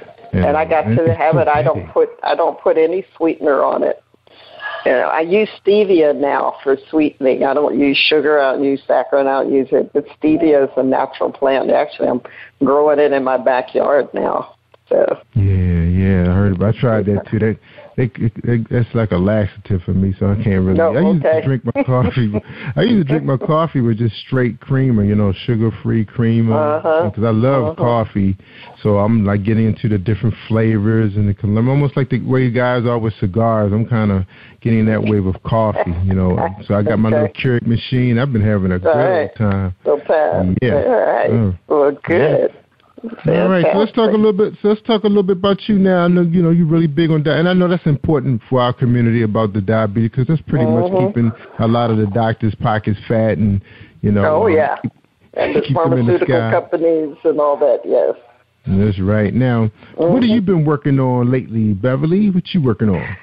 Well, I've been working on a number of things. Even though I'm out talking to people and helping folks, we still need to learn. We still need to study. We need to keep our game moving and just learn a number of things. So I've been working with this group called the Thrive Academy, and I've been getting training on speaking and training on developing programs. I'm working on developing a program that's going to be 24 weeks, but it's going to be using something that is in existence today, and it's called the Master Key System, and that was written in 1912, but I want to make sure that it's available for the future, right, and help people take that course and make the training. So I'm working on that and developing meditations that go with each one of the lessons. So that'll be coming out in a couple of months.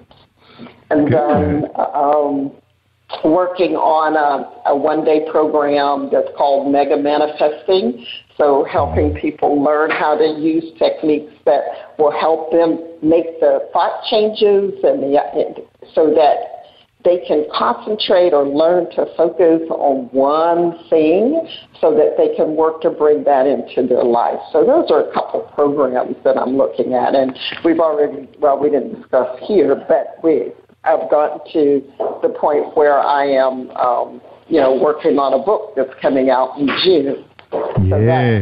So I'm working on that to get it done and out there. Good. Let me ask you, that one-day program, is that a webinar or is that offline? Well, right now it's offline. So I will be working offline with that and building it in such a way that eventually it'll be a webinar. Okay, so you're going to film that? You're going to film that presentation? Yeah, I'll probably do that, and it will be a webinar, but it'll be a live webinar. Ah, good. Yeah. You got to you got to keep us abreast of that one, so I can put that in my newsletter. Yeah, y'all. Let me let everybody remember, you want to get that newsletter from me because it'll have a lot of juicy stuff like this that you won't find nowhere else. Because you can't be everywhere at one time. But if you follow Positive Power, I will keep you in the loop, especially in Beverly's loop, because you want to stay in her loop. It's hard to stay in her loop if you're offline. You're not connected with nobody, right, Beverly? Yeah. You're right. And the great news that Beverly didn't get a chance to share is that we're going to carry a lot of Beverly's programming because she's been programming for a long time, since about 2009, and we're going to be carrying a lot of her programming on Saturday. So you have an opportunity, to put your headphones on while you clean the house and listen to what Beverly's been working on for the last, how many years, Beverly? 20 years? You've been into that long? I wish. No, it's going to be more like 4. 4 years. All right, we got 4 years of programming. That'll be awesome. I'm so excited about that. So it'll be right here on PositivePower21.org, and we got some religious programming coming, so we're going to bring it all together. So once you get to Beverly, you're going to be all ready, all spiritual, and able to focus and concentrate.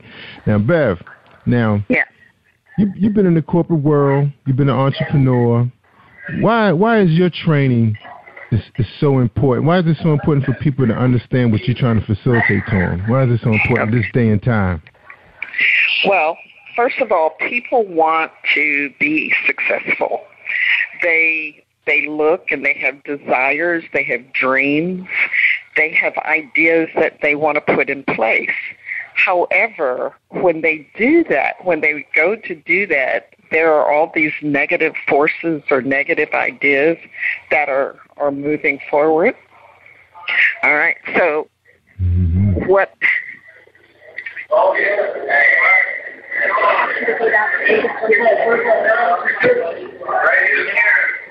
Are they getting started? Yeah, they're getting some stuff there. But so what's going on is that the reason that they want to do that is because we've got all these negative ideas and thoughts and processors that keep running in our heads. And so what I do is I work to help that person get rid of those negative ideas, those things that says I'm not worthy, or I can't do that, or there's all these other people doing it. Why would they listen to my idea? So the idea being is let's work on those, find out what those negative thoughts are or their self-sabotaging ideas are, and eliminate them from your self-talk. I kind of think of it as a virus. When you're got that negative self-talk, you've got the viruses that are running in your computer, and you want to get rid of them. They run in background, they do all kinds of things, and you're not sure about what's going on. You just know your computer's running slow and all of these. And so it's the same way with your mental programming. You may say, I don't know why. Every time I get to the point where I'm about to be successful, I do something stupid or something happens. And what it is your subconscious makes you right all the time. So if it's a negative program, then you are right that you can't do it because your subconscious is going to work to make it right. Now, so what I do is teach you how to change it, huh? Yeah, I was going to ask you. So you teach a technique that as soon as it tries to entertain your brain, that like you say, you're almost on a tip of success, about to get that promotion. They like you. They're about to hand it to you, but then that subconscious negative thought hits you. How do you get away from that? Because it's going to hit you. Well, yeah, because first of all, what I do, and that's what part of what Mega Manifesting the class is about, is identifying what those negative ideas are, those negative programs running in your head. And then we look at what those are, and then we say, what is it that you want instead? So if your negative program is, I'm not worthy, then what happens is that we turn around and say, I am worthy. I am a good person. I am a great person. I can do those kinds of things, right? Mm-hmm. I can make the changes that are necessary in my life. And so you want to switch from the negative and go right into the positive. Right, quickly, in seconds. Mm-hmm. I've been hearing a lot of that lately. I heard Dr. Wayne Dwyer talk about that.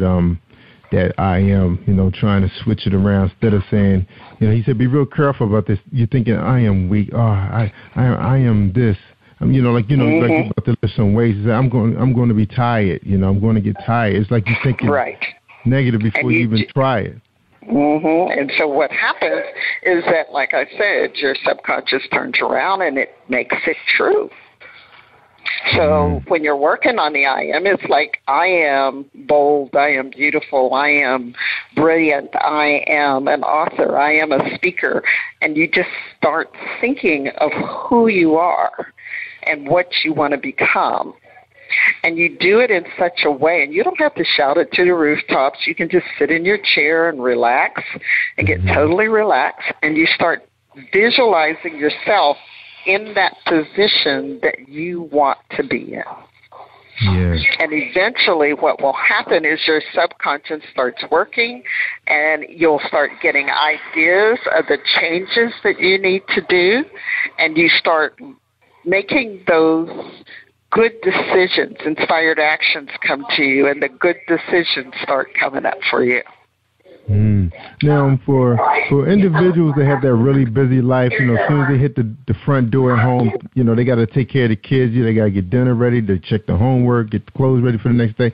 They at work. Sometimes that's like their time to themselves, but yet you're still dealing with the boss and coworkers. How do they take that lunchtime to, come back to themselves? Any Well, it all depends. I tell people, just go to the restroom and sit down.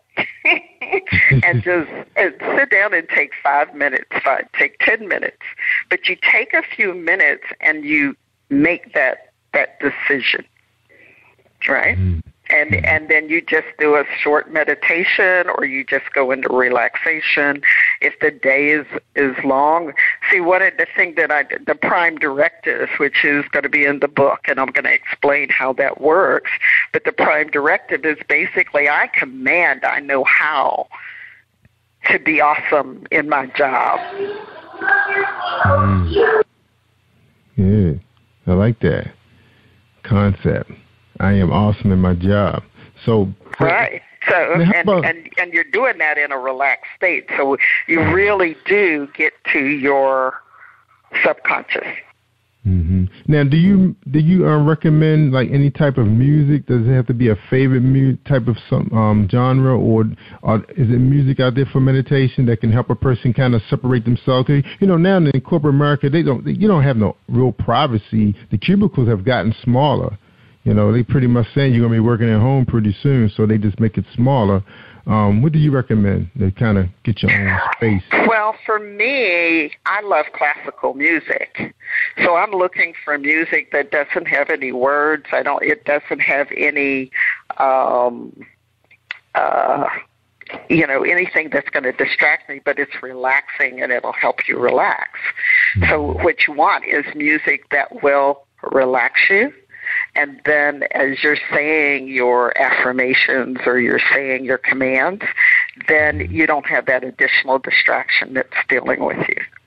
Yeah, awesome. Yeah, that's a good idea, classical music, like violins and real quiet, I guess, wind instruments. Right, and then there's Celtic music. I picked up a CD when I was in New Mexico, and it's wind instruments, and it's more of an American Indian type sound. Mm-hmm. So you can use those types of things also. Awesome. All right, now I know you have to hack it up and get out of here in a few minutes, but we were so happy to have you. Now tell us a little bit before you go, because we're going to get your final thoughts after this real quick commercial break. How much time you have left? You good on time? I got about 4 minutes because they're getting ready to start the second half, and I want to get into that. Okay, tell us a little bit about Manifest Your Life, the life you want, Prime Directive for Abundant Living. Tell us a little bit about where it's Manifesting the Life You Want, and it's Prime Directive for Abundant Living. It's due to be released on June the 12th. As soon as I get all my editing done.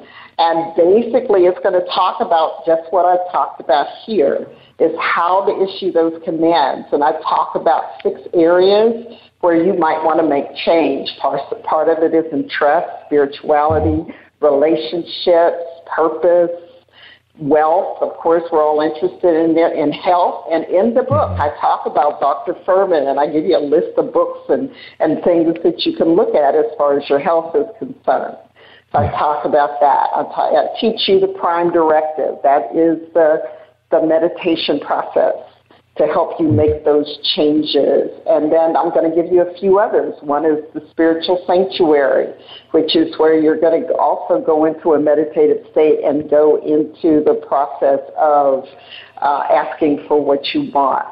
Another one is going to be, what would it feel like if?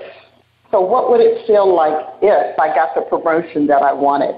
All of it is designed to make you relax and be able to do the things you want. So the book is going to cover a lot of areas, give you a lot of examples. On my website, I've got a manifestation log, so it gives you examples of things that manifested based on these techniques. So I don't just tell you to do it, and I give you examples of where it works, and then I tell you how to use it so that it works for you. Because, Jerry, I'm not about just giving you a bunch of stuff and saying, okay, try this. I do it myself, and I have other people do it. And as you told me after my last show, you did some of the things I told you, and you got things showing up in your life. Yeah, boy. Long list, laundry list. Long list, yes. Unbelievable. And so, so we do that. But thank you again for having me on the show. And, everybody can go to commandingyourlife.com and look at things, or they can find me on Facebook, because that's where I'm going to initially announce the book and do a book cover reveal in the next few weeks. And that's where it will be listed where they can pre-order when it's time for pre-order. That's right. We got to have you back, too, so don't forget about us in June. We got to have you back. All right. Okay, Beverly, appreciate you spending this time with us. So just give us your final thoughts real quick, and then you can go ahead and hang up, and I'll close the show out. That you can be anything that you want to be, and be everything, and create the life that you really want. You just have to learn how to focus on the things that you desire. That's right. Amen. Okay. Thank you so much, Beverly, and we'll see you soon. Right? All right. Thank you. All right. Take care. Have a good Bye. evening. All right, ladies and gentlemen, that was Beverly Fells Jones. You can find her at Commanding Your Life with the Life You Want to Live. I always forget the name of her website. Let me pull it up. Here we go. Commanding Your Life. That's right. Check it out. Commanding Your Life with the power of your state of mind. That's right. That's the route she goes. So check her out. I'll make sure you guys have her website. It'll be on the landing page. Right now, we're going to take a quick break, and we're going to hear a message from Marilyn Dunn. Hi, I am recording artist Marilyn Dunn from St. Louis, Missouri. If you are looking for some soul-stirring, anointed, spiritual, and heartfelt music, visit my website at www.MarilynDunnMinistries.com. Or you can also find me on CD Baby, iTunes, and Reverb Nation. For booking information, contact Mr. Kevin Dunn at 636-856-0551. That's 636-856-0551.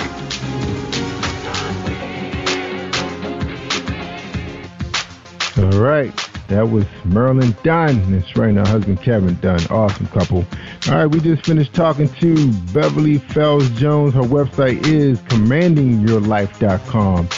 And again, Beverly is a life coach, trainer, presenter, and author of 2 successful books.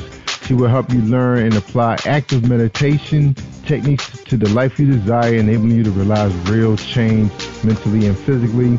We talked about eating right, exercising, because you have to take care of yourself. And I tell you, I had so many super great ideas, high on life, but then, the eating and the drinking sugars and the bread and the white potatoes, those were the foods that kept the weight on, no matter what I was doing, because I was lifting weights, drinking protein, you name it. I was doing everything the young boys were telling me to do, but I just didn't change the diet right. So I got me a good nutritionist. She is simply awesome.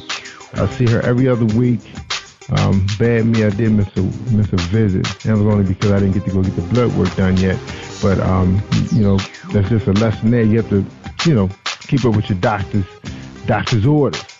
And I did add a lot of fruit, and I replaced the breads. Now, once in a blue moon, I do some flat bread because I do like my breakfast sandwich. But, I'm trying to keep my calories up, because if you don't keep your calories up, and you have to find out what your calories you need to carry every day, too, when you follow these kind of diet plans, because you find yourself losing a pound a week. And I didn't want to go below 190. So I try to keep my calorie count around 2,600. That's around the number that I need, because I'm 6'1", and I need to stay around 190 because I have my closet is full of suits, and I would hate to try to have to pay for each one of them to be altered again, because it's almost like buying another suit when you pay those guys for good work. So anyway, we appreciate you guys tuning into the show. I'm Jerry Royce Live.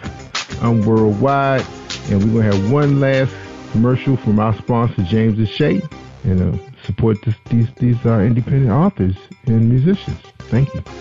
Are you looking for a great book of poetry that is romantic, heartfelt, and full of male emotion? Then get Thoughts, Love, and Reflections by James K. Deshay. That's D-E-S-H-A-Y. Go to www.jamesdeshay.com. You will enjoy Thoughts, Love, and Reflections. Hi, this is your girl Cotton, the softest voice in poetry. And when I'm online, I listen to Jerry Royce Live worldwide on positivepower21.org. You should be listening to Jerry Royce Live. All right, everybody. Thank you for tuning in to Jerry Royce Live Worldwide. Continue to support PositivePower21.org. Check it out. We'll be moving into other podcasters join us.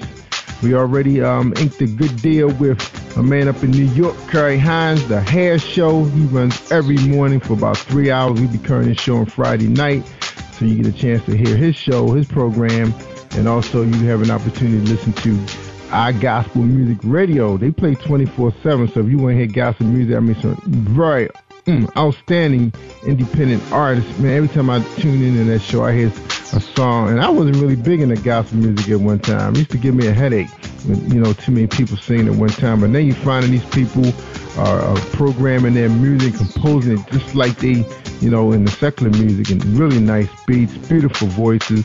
So check him out at igospelmusicradio.com. And then again, you can check him out on my show Sundays when we run it 20 hours. That's right, 20 hours all day on Sundays. And then we're going to be picking up another program called Elation. That's right, Elation. Let me get you ElationMagazine.com. They have a program that runs on 1010 on an AM station, terrestrial radio over in St. Louis, Missouri. We're going to be running that program, and with Kimmy Robinson. That's right, she's the CEO of ElationMagazine.com. It's a Bible-based Christian magazine, and her slogan is uplifting souls worldwide, and the purpose is uplifting the name of Jesus in the form of writing for his glorification. We will use our writings as a divine tool to feed the new saints, revive mature saints, and bring lost souls to his word for his glorification. Amen.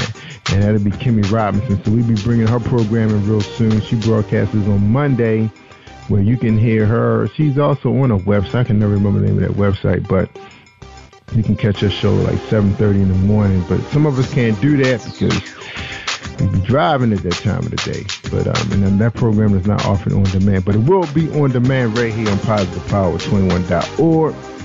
And that's the good news. You guys in the hip hop, you got to check out iurban.org. My man Dion Cheese. That's right. He's you can find a lot of fiction authors, books being displayed on his website, advertised. So if you're looking for a good fiction book, check out his website, and that's iurban.org. All right, and he's gonna be carrying our show on his website. So there's a whole bunch of stuff going on, guys. And also Emerge the Magazine coming out of DC with Tiffany Boyle. That's gonna be dropping soon. It's gonna be a big party in May, red carpet event. All the shakers gonna be coming out. The makers and the shakers gonna be coming out in DC. It's right, Maryland, Metro, Baltimore, Virginia, Northern Virginia.